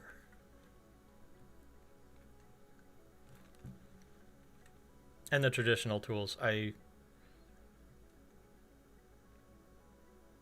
that's a Gregory Bailey thing. He's like, knows exactly how to use it.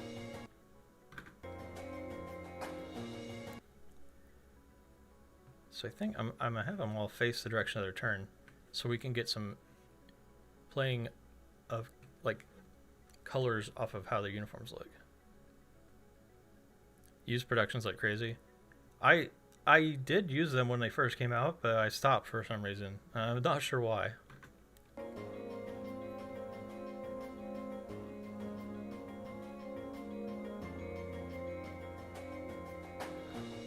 Ooh.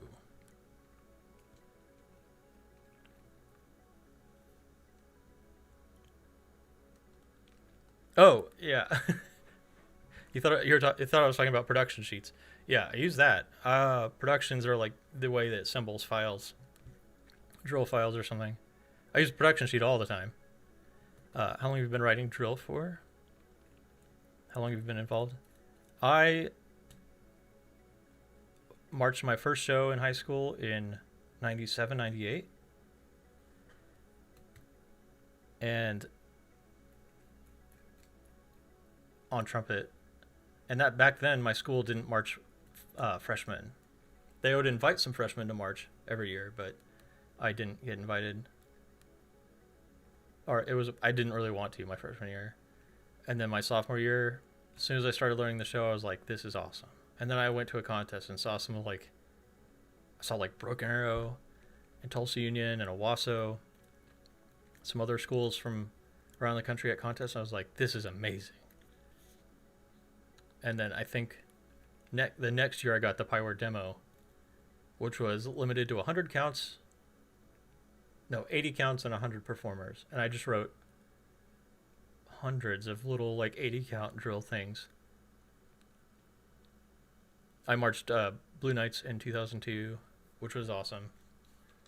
And it taught me a lot, especially about movement and dancing and stuff. Before dancing was a big deal, or a part of the activity as it is today. That was back when other drum corps would make fun of us because Blue Knights danced.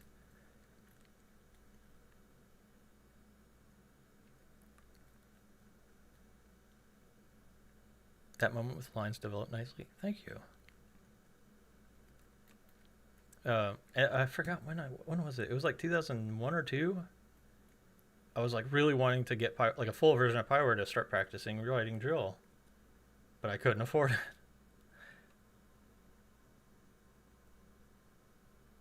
Oh, really? You marched Blue Knights? Awesome. I switched to baritone my senior year in high school, and I don't want to talk bad, but the director wasn't good at writing shows, or just it was a disaster. My senior year was a disaster, and we fell out of finals, like way out of finals that year. And I was like, our drill was a disaster. It was such a mess. The show was just god awful. So from that point on, I was like, I can do this so much. I could do this so much better. I don't want anyone, like any other student, to have to go through that. Like, I want to be able to give everyone the opportunity to do a show that they're proud of. So I reached out to Pyware, I think in 2002 or 2001. I was like, look, I don't have the money. I don't have any customers. But I would like to start practicing writing drill. And at the time, they just launched their student, like college student subscription.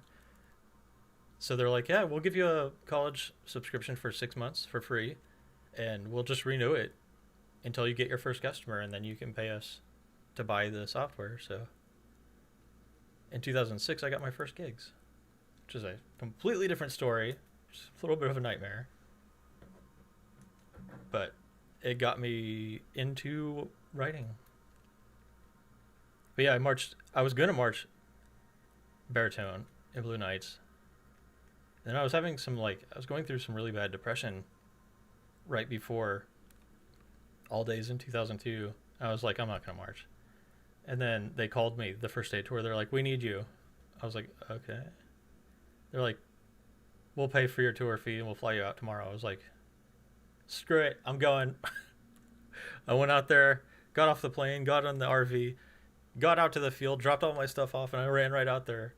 And afterwards, brass caption head came up to me and was like, how do you feel about Contra? I was like, I don't know. He's like, how about Mellophone? I was like, okay. I guess they had literally filled the baritone hole the night before with like a student that was watching a rehearsal. So I ended up marching Mellophone, which I love Mellophone. It was fun.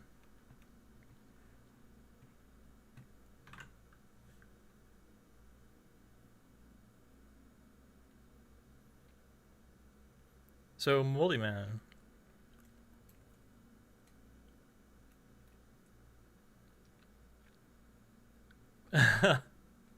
Yeah, I've been writing for a while now. So I think the hardest part for me when I'm going to do the tutorial is like trying to make me remember the whole time that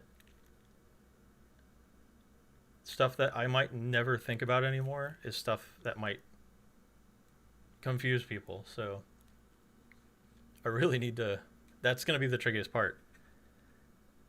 I don't want to go too fast or skip over anything. And then the show design as a whole, that's a completely different thing.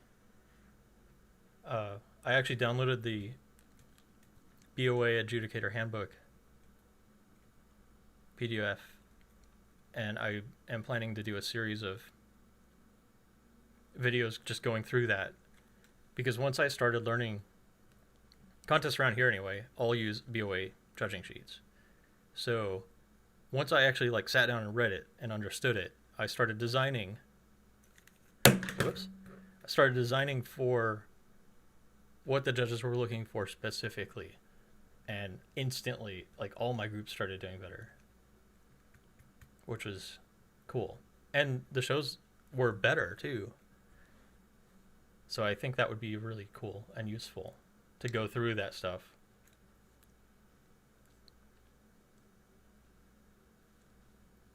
If you need new input, I got you. Yeah, absolutely.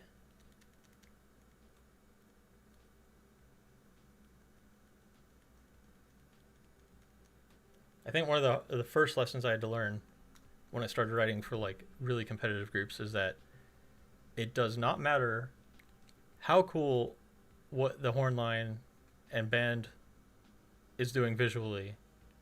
If your guard is not in the right spot, or if they suck, it doesn't matter. Your visual scores are going to suck. The guard is your visual score, whether you like it or not. So making sure that they are represented properly is important.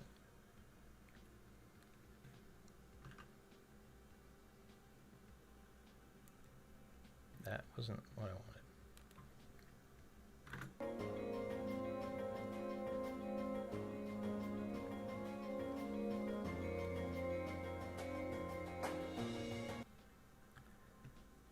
I want them to be... Oh, man.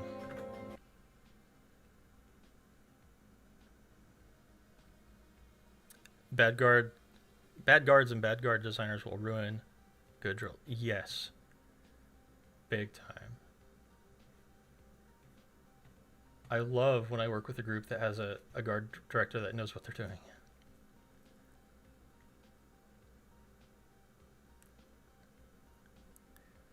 That's so interesting.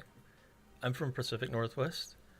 The schools around here, around where I am, don't do a lot of BOA stuff, but go to their own local. Yeah. Well, I mean, almost all the contests around here are like private contests run by various schools, but they all use BOA rule sheets. So it's nice to have like a standard to work with. The only ones that don't is OSSAA, like Oklahoma thing, where it's just the standard like concert scoring. But when I do write for other groups that aren't competing at BOA, or they compete high level but they're not directly competing at BOA, I will ask them what their judges sheets are like, or if I can get some copies of them, so I know what the judges should be looking for. Moldy Man, is the BK Hornline handshake still a thing? I don't know when you marched.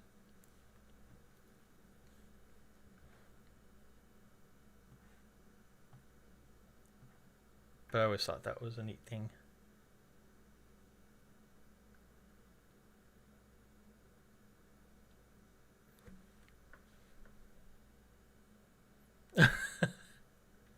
Odd seeing BOA shows. And being in DCI and then coming back, it's like you're going back in time 20 years. Yeah.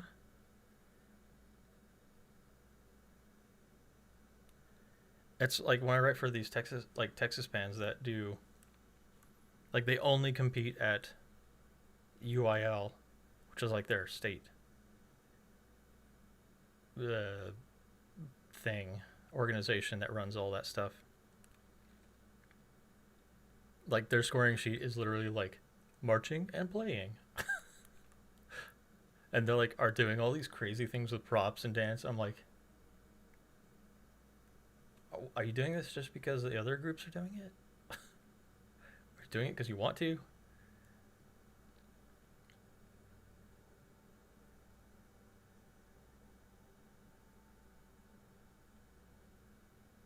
Locals don't matter. You have no standards. Yeah. I'm really glad that at least the big contests around here use BOA judging.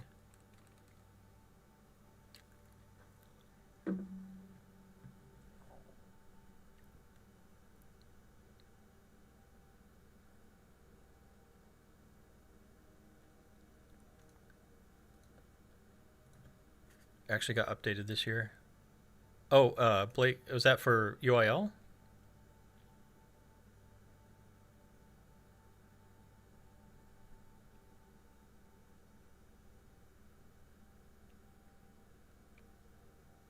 $2019.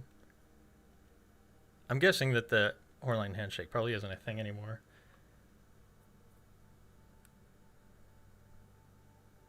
Oh, really? Yeah, the handshake used to be between, like, all the Hornline would do it right before a show. That's sad. It was cool because, like, for years after I marched, if I met someone that was in Blue Knights and in the Hornline, it just was like instinctually like we would do the handshake. It was neat. And some of my best friends that have marched, we still use it.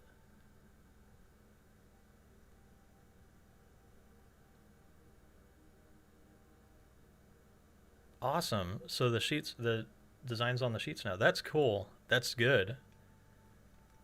About time. It was a little bit old school being like, I don't think it was on there still, but like, are their shoes shined? Their uniforms, are they pressed? Uh, the drum majors, like all that stuff.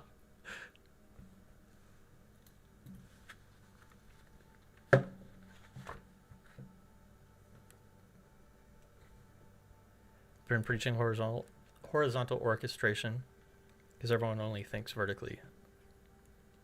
Other thing is variety of staging because people just want to focus on a variety of equipment. Interesting. Do you mean horizontal like in a philosophical way or like actual staging? When I think vertical orchestration, I think like everyone playing all the time, which drives me nuts.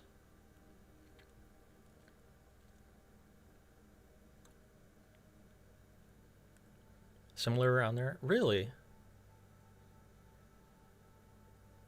Huh. I almost all of my bands for since I started writing have been like Midwest. Yeah, Midwest. I've had like one or two East Coast and like one in California the entire time I've written, I think.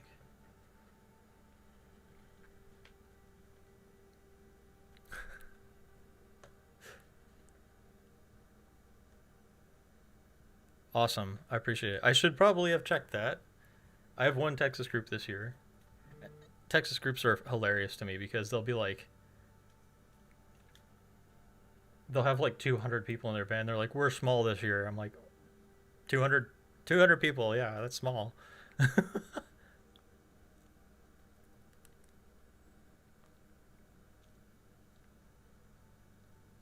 Okay, so you're like design wise, horizontally, like overall design.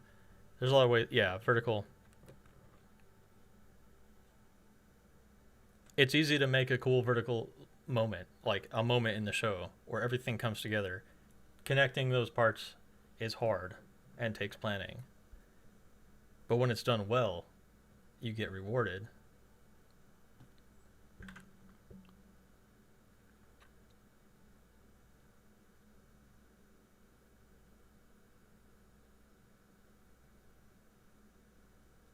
Well, that's good. This sounds like they're starting to update, get things more in line with our century.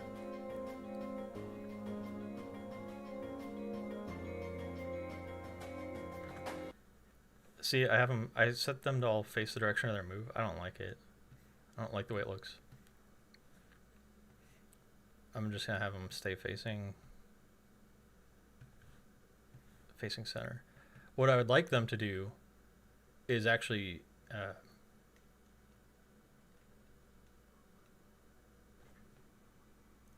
like gate turn. So like they're shoulder to shoulder right now, so they end up staying facing the same way as they turn. There's not an easy way to do that for this move in Pyware.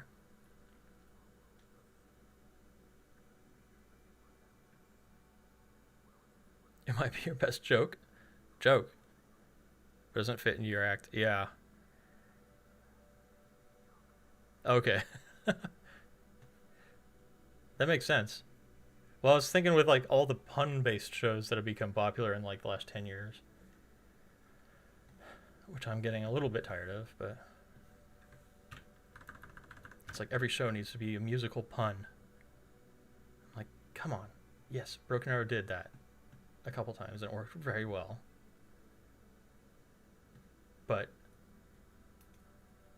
is like Granny up in the stands gonna know that you're playing Blue Shades and you're calling your show Throwing Shade? That's one example. That's something that we're going over. Like this group, this thing about doing next year. I'm like, yes, it's funny if you know, but you have to know. Are these grouped right? They are definitely not grouped right.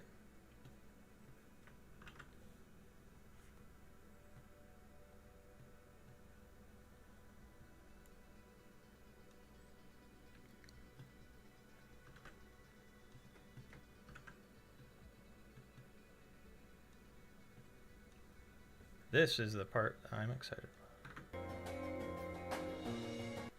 So while they're moving,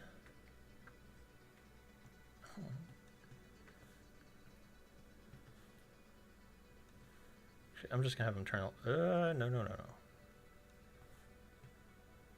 Face forward. Last 2 counts. Face back. 2 counts.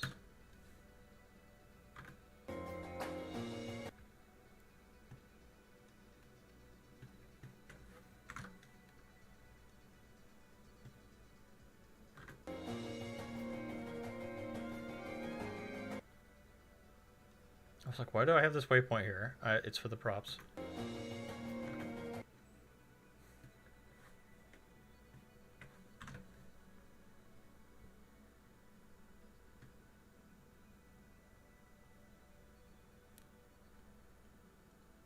Now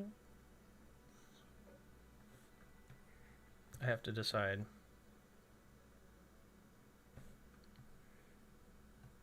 Here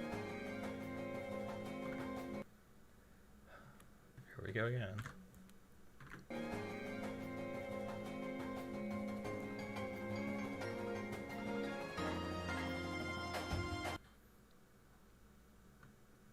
I think I want that move to wrap there. Yep, that's good.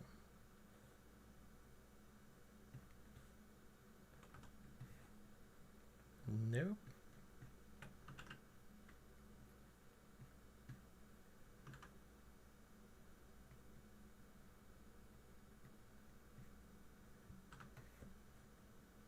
Let's see if I can make this work.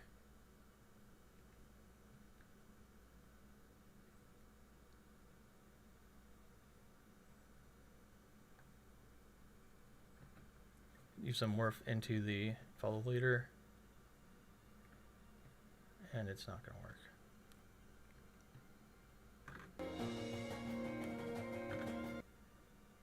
It's so fiddly dealing with this.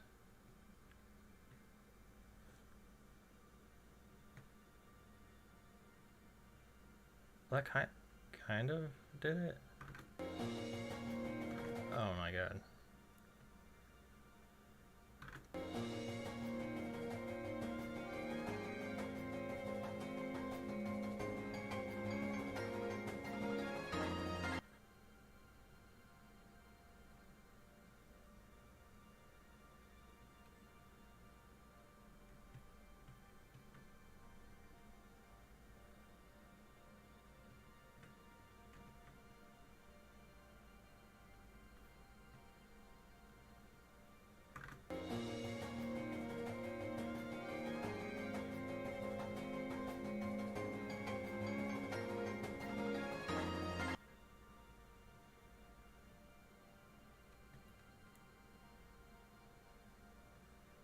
That works for me.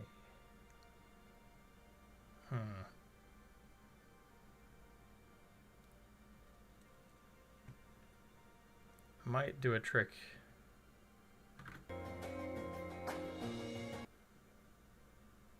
Or not.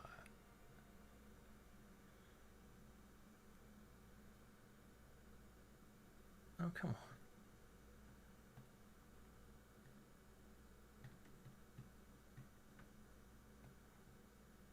During this 4-count move.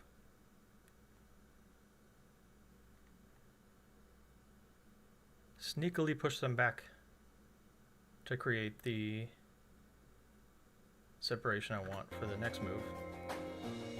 You'll never notice it from the top.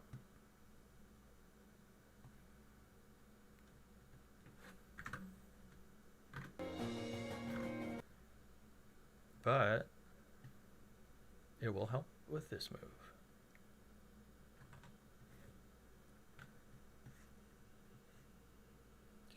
Come on.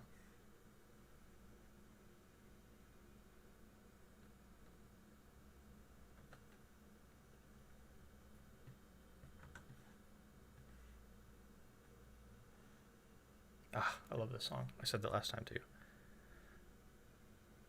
I want to use this so bad in a show.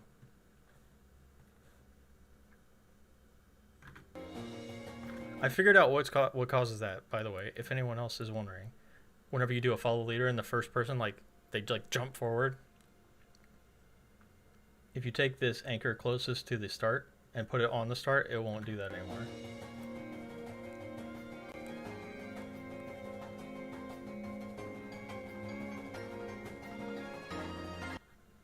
It's something that's been bugging me for years. I finally figured out what's causing it.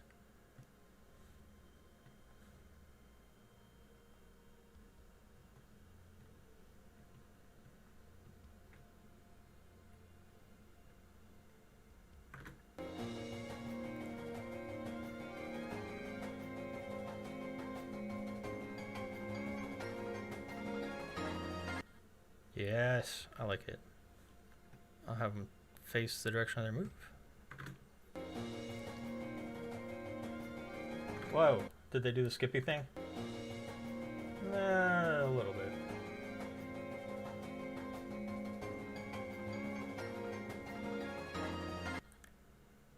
Works for me.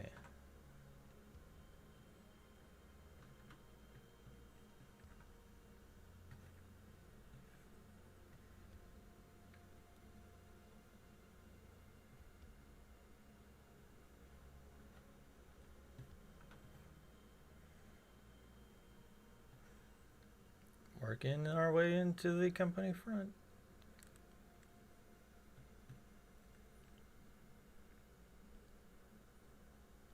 I appreciate everyone that's been watching. It's nice having company.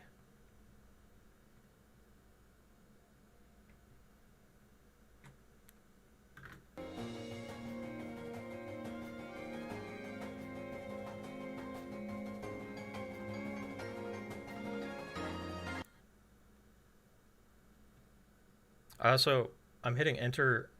Does it show? I don't even know if my key presses it. Yeah, okay. Okay, it shows. On my pen, my lights are going out. There's a button up here that I use for right click. And then the back button here I use for enter. So I can accept the move all from my pen tablet thing. It's, oh no. Speeds things up a lot.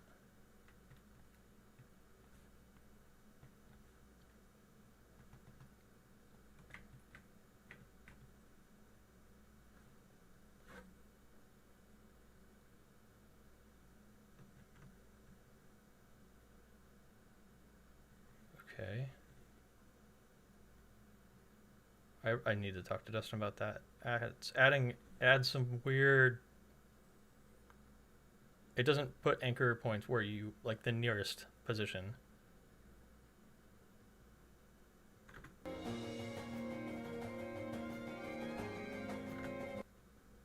think what?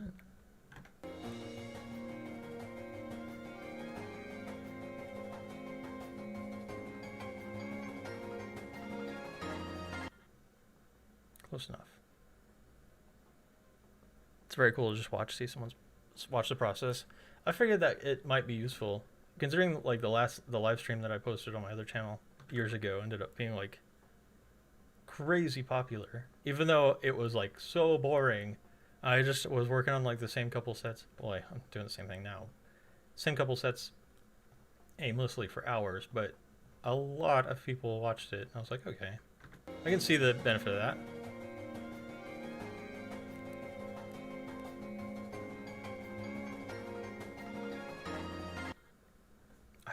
I really like the way this is turning out. Let's save.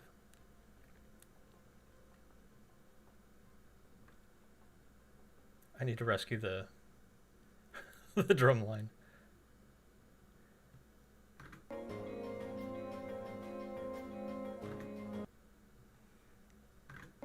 Whoa, okay.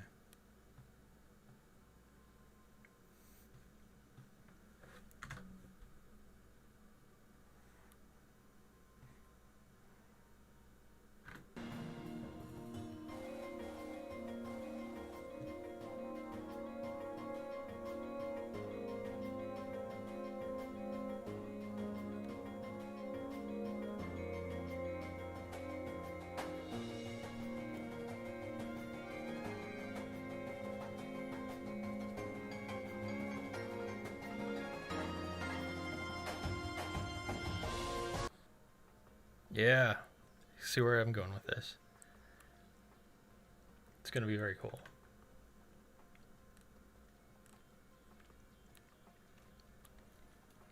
Oh, yeah.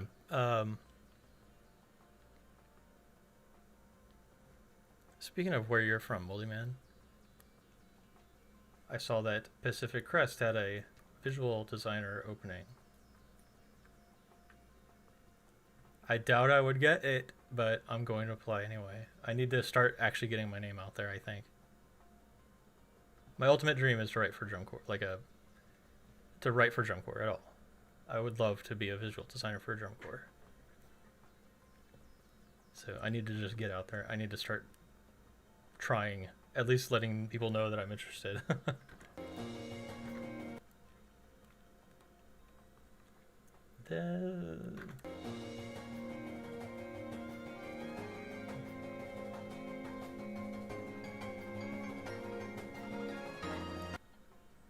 Once I get the guard incorporated in this whole sequence, it's going to be awesome.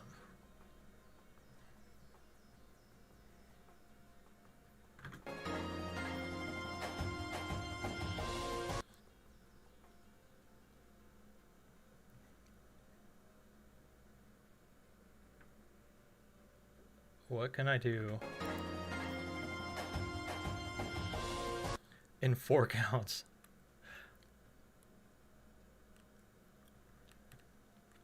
Goal is to have more clients that trust you. That's surprisingly harder than it should be.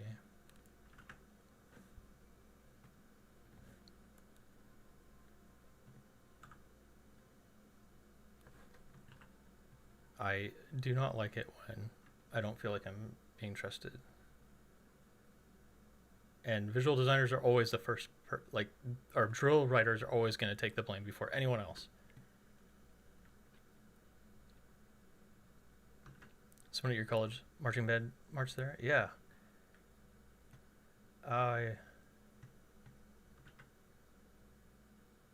There's so many groups that are that used to be kind of, no one really knew about them, that have been getting good, really good. I think I've considered Pacific Crest one of them.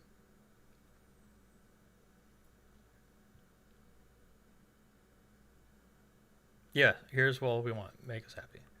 That's pretty much. I've been lucky enough to get that position, but it also means that I've been. Well, also the year I tried to retire, which didn't work, set me back. But it seems like the smaller the band, and the smaller the band, and I don't want to say the worse, but not as experienced the band is and the director, the more control that they try to take, and they don't do anything right. And they're the hardest to write for, and they don't pay very much. Luckily, and since I've been writing again professionally the last couple of years, I've been lucky where most of the directors are here's the music, here's the numbers, here's the guard director, talk to them, do your thing.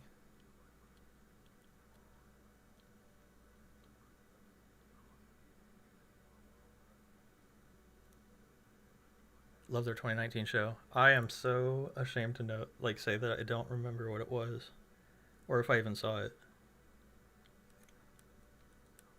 But yeah, the small band directors that don't, they're control freaks.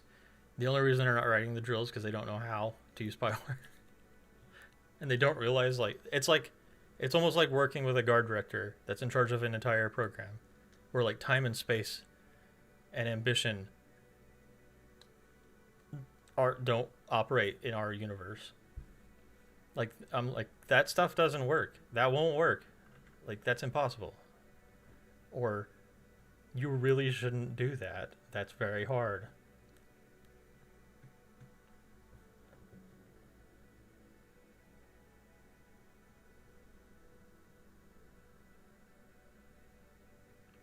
Ooh.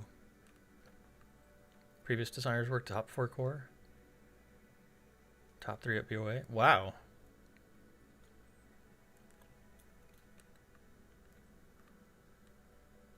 Yeah, the smartest band directors and the ones I've been working with the mostly like recently for like big productions like this mostly are like, we hired you because you know what you're doing. Do your thing. You know? So that is what I like.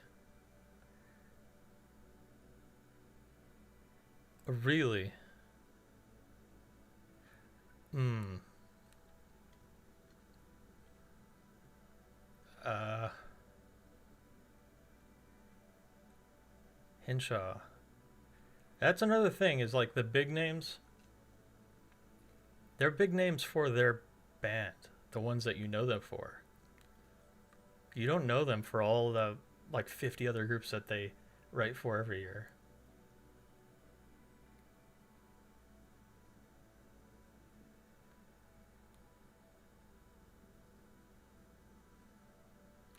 Oh, the yes, I remember the LED. I remember seeing. I think they posted right at the beginning of the season. They were asking for like a lighting technician, and Amanda at Pyware was like, she sent me that post, and I was like, there's something else I'm working on that's keeping under wraps until I can properly show it. Everglow. I'll just say I'm working on a very big project that could be very cool. Trying to see if I have any bits and pieces.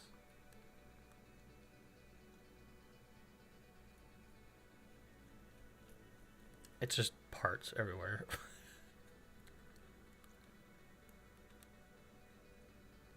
I watch I watched Blue Devils like 2021 thing yesterday, and I was like, oh, they had those light bars, those LED light bars. Those things are so expensive.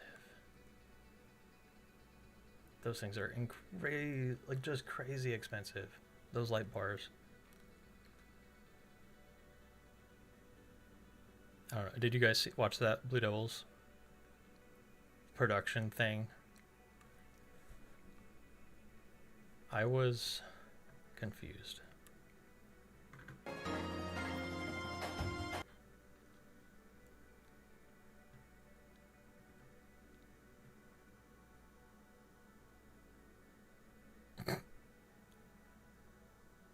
I mean, yeah, it's Devils, but I still expect like something well produced and cohesive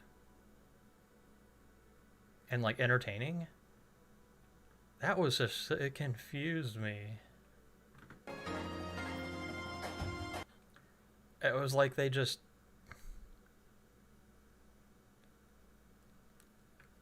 it was just weird. It felt like they just set up some like lights at some just random rehearsals and then got some video footage and put it all together.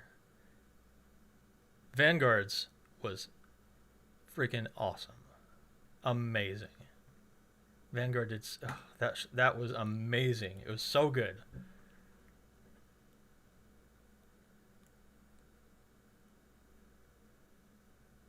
Yeah.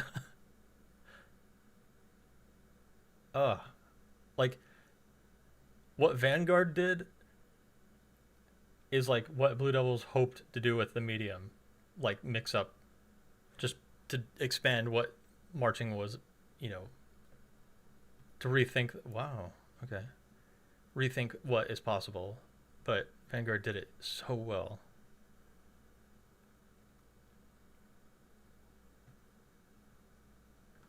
It was just, oh, it was so good. I don't know what to do with this 4 counts.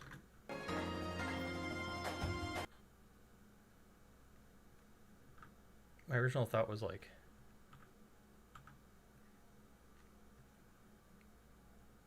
they're all moving the opposite direction though. I don't want them to have to like turn instantly. Um, Actually, I think I do. I know what I can do. Michael Gaines, yeah. Oof. It was so good. I've watched it like 20 times at least.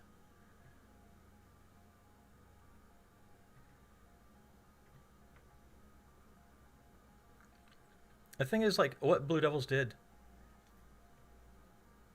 they, like, with that I think that it's more than possible to be able to put together something with, like, that, like, electronic dance music and the lighting effects and visual effects dance. And I think it is more than possible to put together something that uses all that stuff in a way that is awesome. Like, that was really good and entertaining. It just didn't really happen. So, I, I don't know. I would like to know the story behind how it happened. It does. Um, it does work for a floating box cutter. I was thinking I'm gonna try this and see if it is, if it's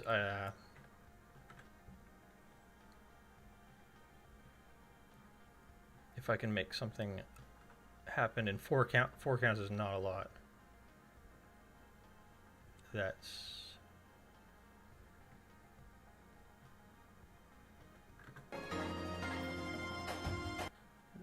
two.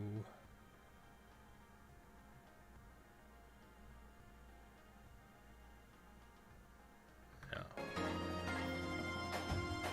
Actually, I don't want to do that because that's more of what I want to do at the end of the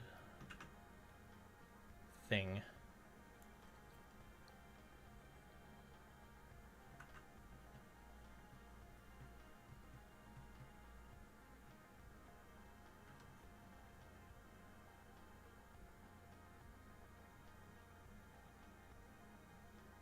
Oh, 4 counts is like no time at all.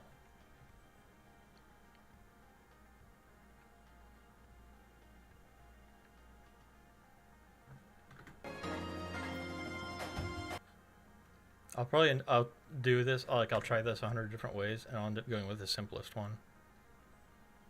I want to get them like spread out a little bit. Delete transition. Pyware's starting to act a little weird.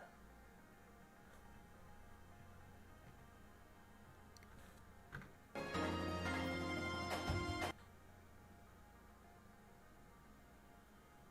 think I messed up some of the prop movers too. Yeah, I did.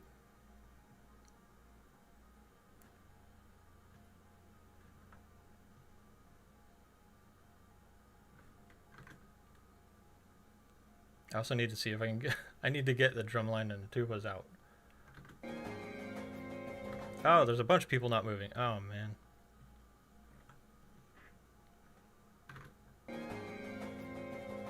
There we go.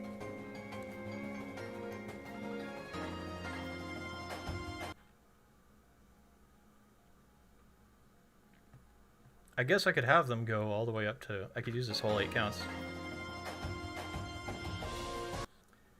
But I kind of like having this measure here to just be facing front, breathe, set, ready to just go crazy. I have them putting their horns up really slow.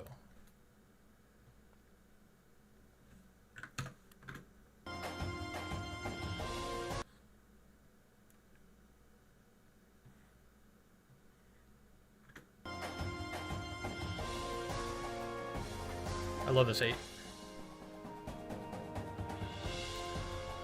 That's such a, like, this, like, move. This is so visual. Forte, piano, something.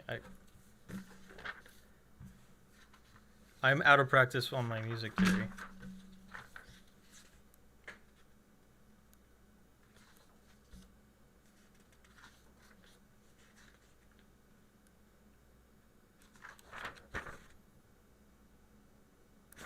It's just piano crescendo.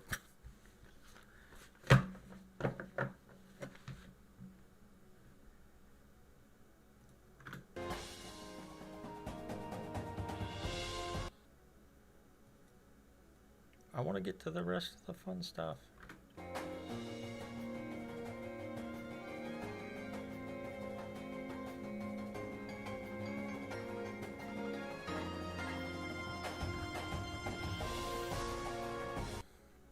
I could just have them continue moving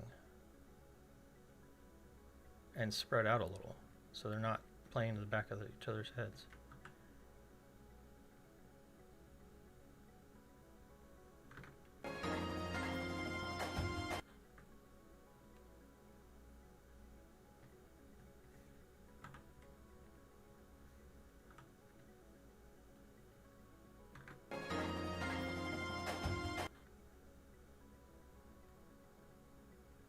Do I trust them to do a window box like that?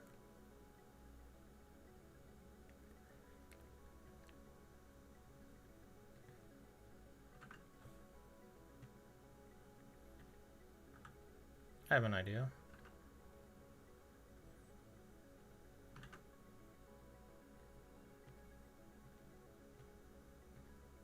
Actually, this should work surprisingly well.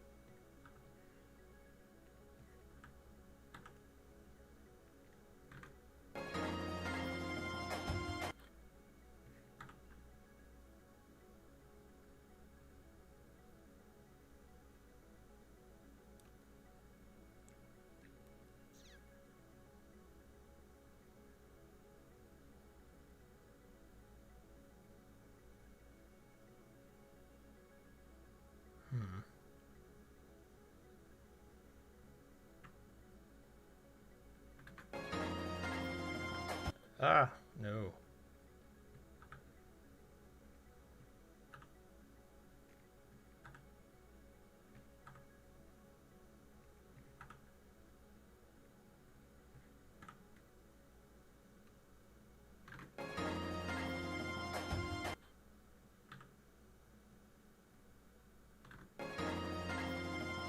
Ew. Oh, no, no, no.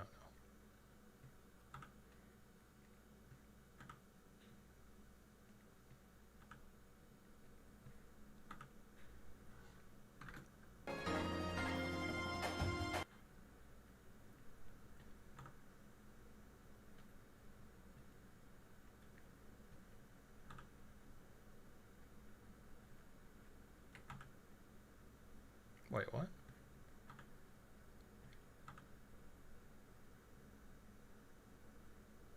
This front line, everyone else is taking really small steps. Except for this front line, who's going crazy, like hauling face. Could reduce that.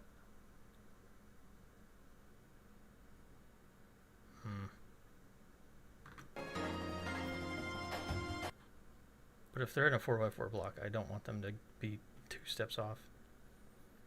What could I do?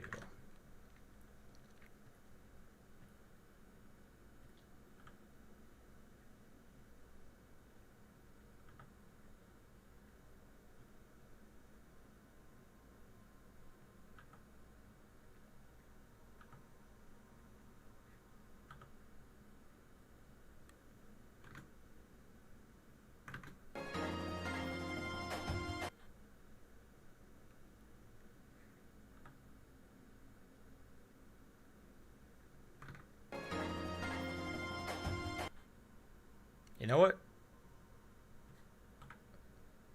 Largest stride is 7 to 5. And they carry their motion in the direction that they were moving in.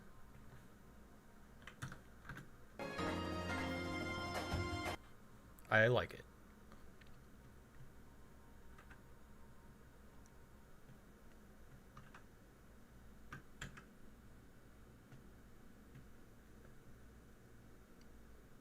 Now, how did I do that? Okay.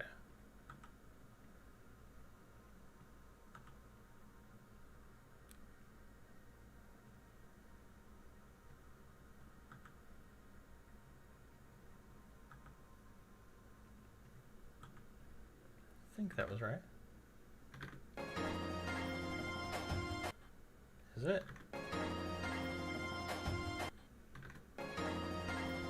Yep. Easy enough. I do kind of wish that they were closer together.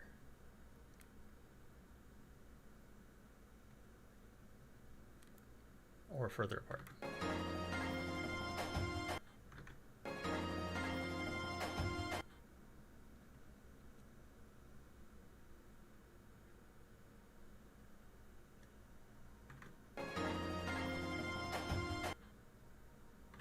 Save. Actually, having a gap in the middle won't be bad. I can have Tuba's drum line back there to pull focus. And it will also be nice because we're watching the props come together in the middle.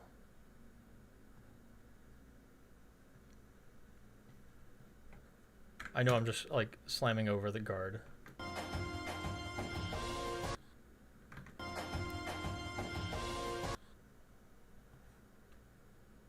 I haven't really decided if I want them moving through this part yet. They're gonna have to move into a company front at some point.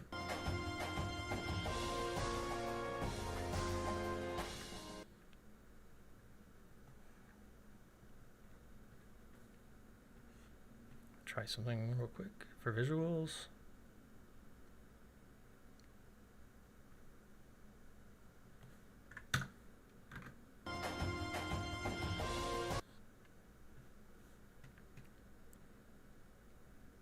Squat left.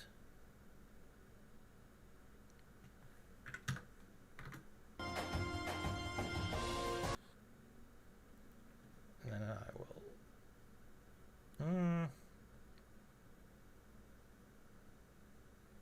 I'll take the time to do it right. Squat right. Then we'll go into a lean right. 1 count. Stand 2. Smooth out that whole thing. Maybe stand 1. Yeah. Not really. I want you to take 1 count to do that. Or not. Oh god, it's breaking.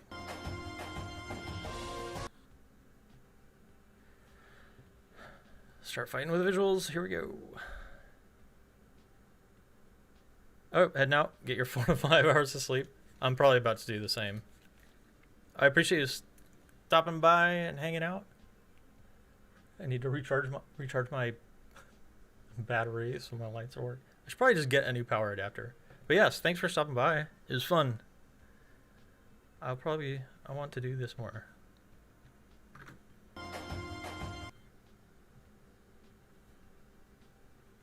Lean right 1. This might be one of the times ending at works.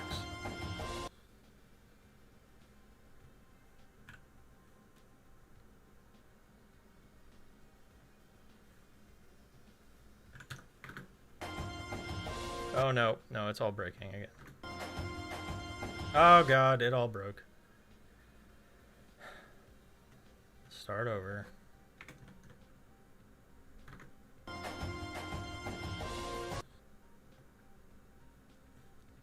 Squat right.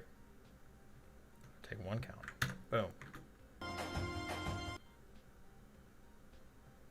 Then I want them to go from squat to lean. Lean right. 1 count. They're not doing it. 2 counts? Will you do it in 2? Yes, they will. Okay.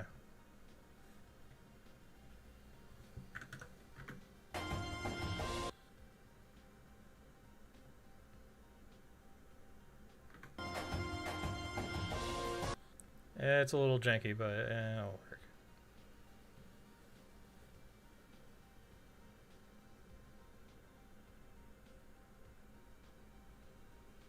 Wait. No, I had it right. Oh, good grief. I'm losing my mind. Or something. Hold on.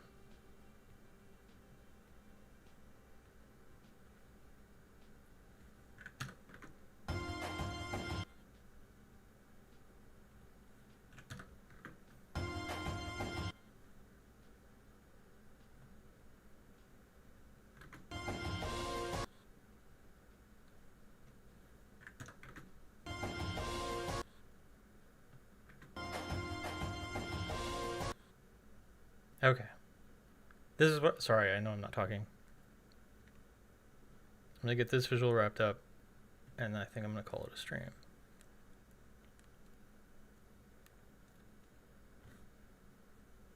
Squat lift.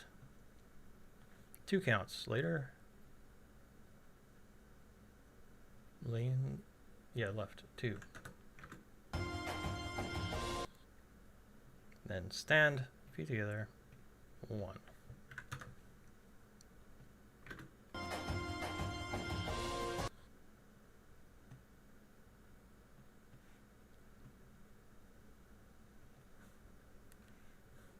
See if I can figure out what I want the guard to do.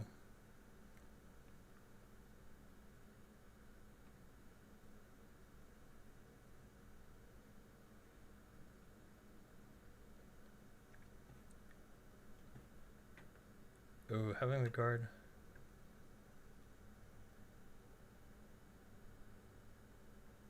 Come on.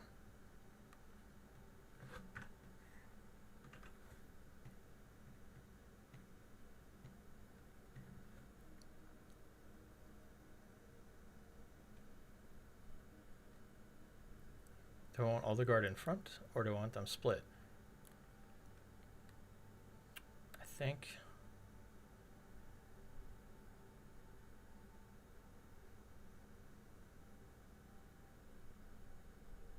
I don't know.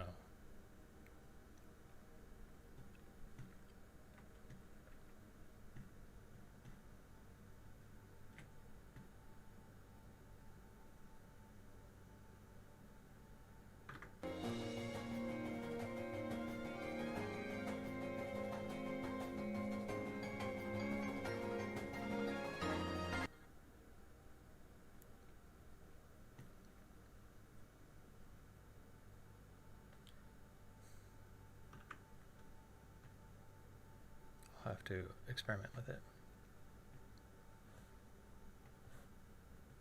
What I'm thinking, if they're moving,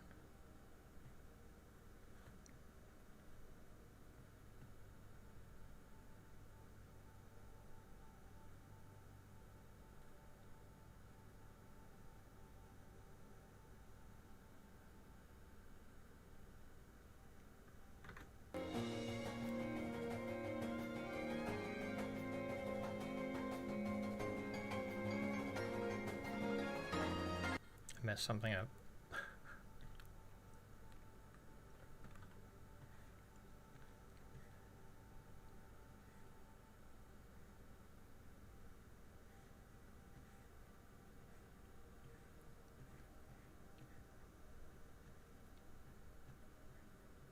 Just gonna do a quick experiment. Get out of the way.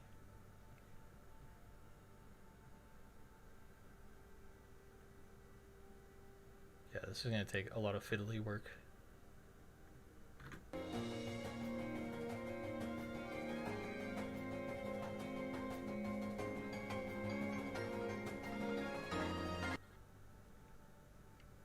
Just outlining.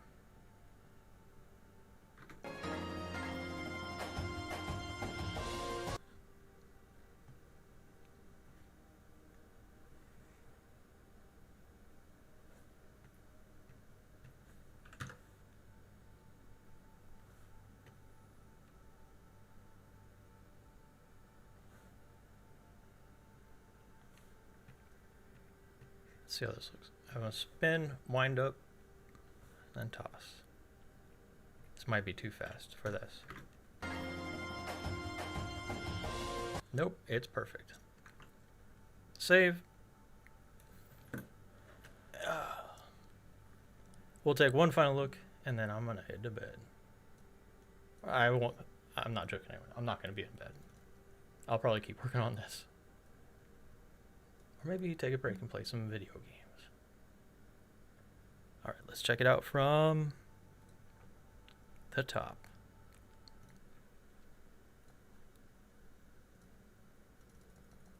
Through what we got done.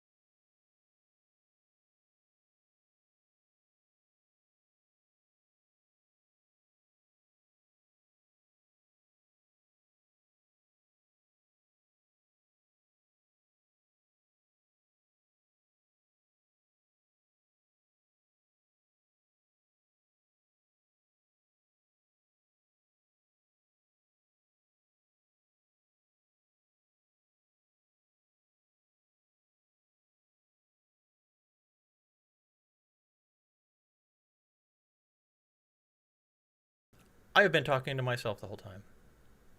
I'm. Anyway, that's it for now. I appreciate you watching. Like I said before, I'm planning on doing a full tutorial series on Pyware. If you've never used it before, start to finish, how to write a show, including custom textures and flags and fields and props. So feel free to subscribe and hit that like button if you wouldn't mind. It does help. And yeah, feel free to comment if you're watching the VOD, if you want to see anything in particular. And that's going to do it for this stream. Thank you so much for everyone that came by and watched, and thank you for everyone that watches the playback. So take care. Have a good night.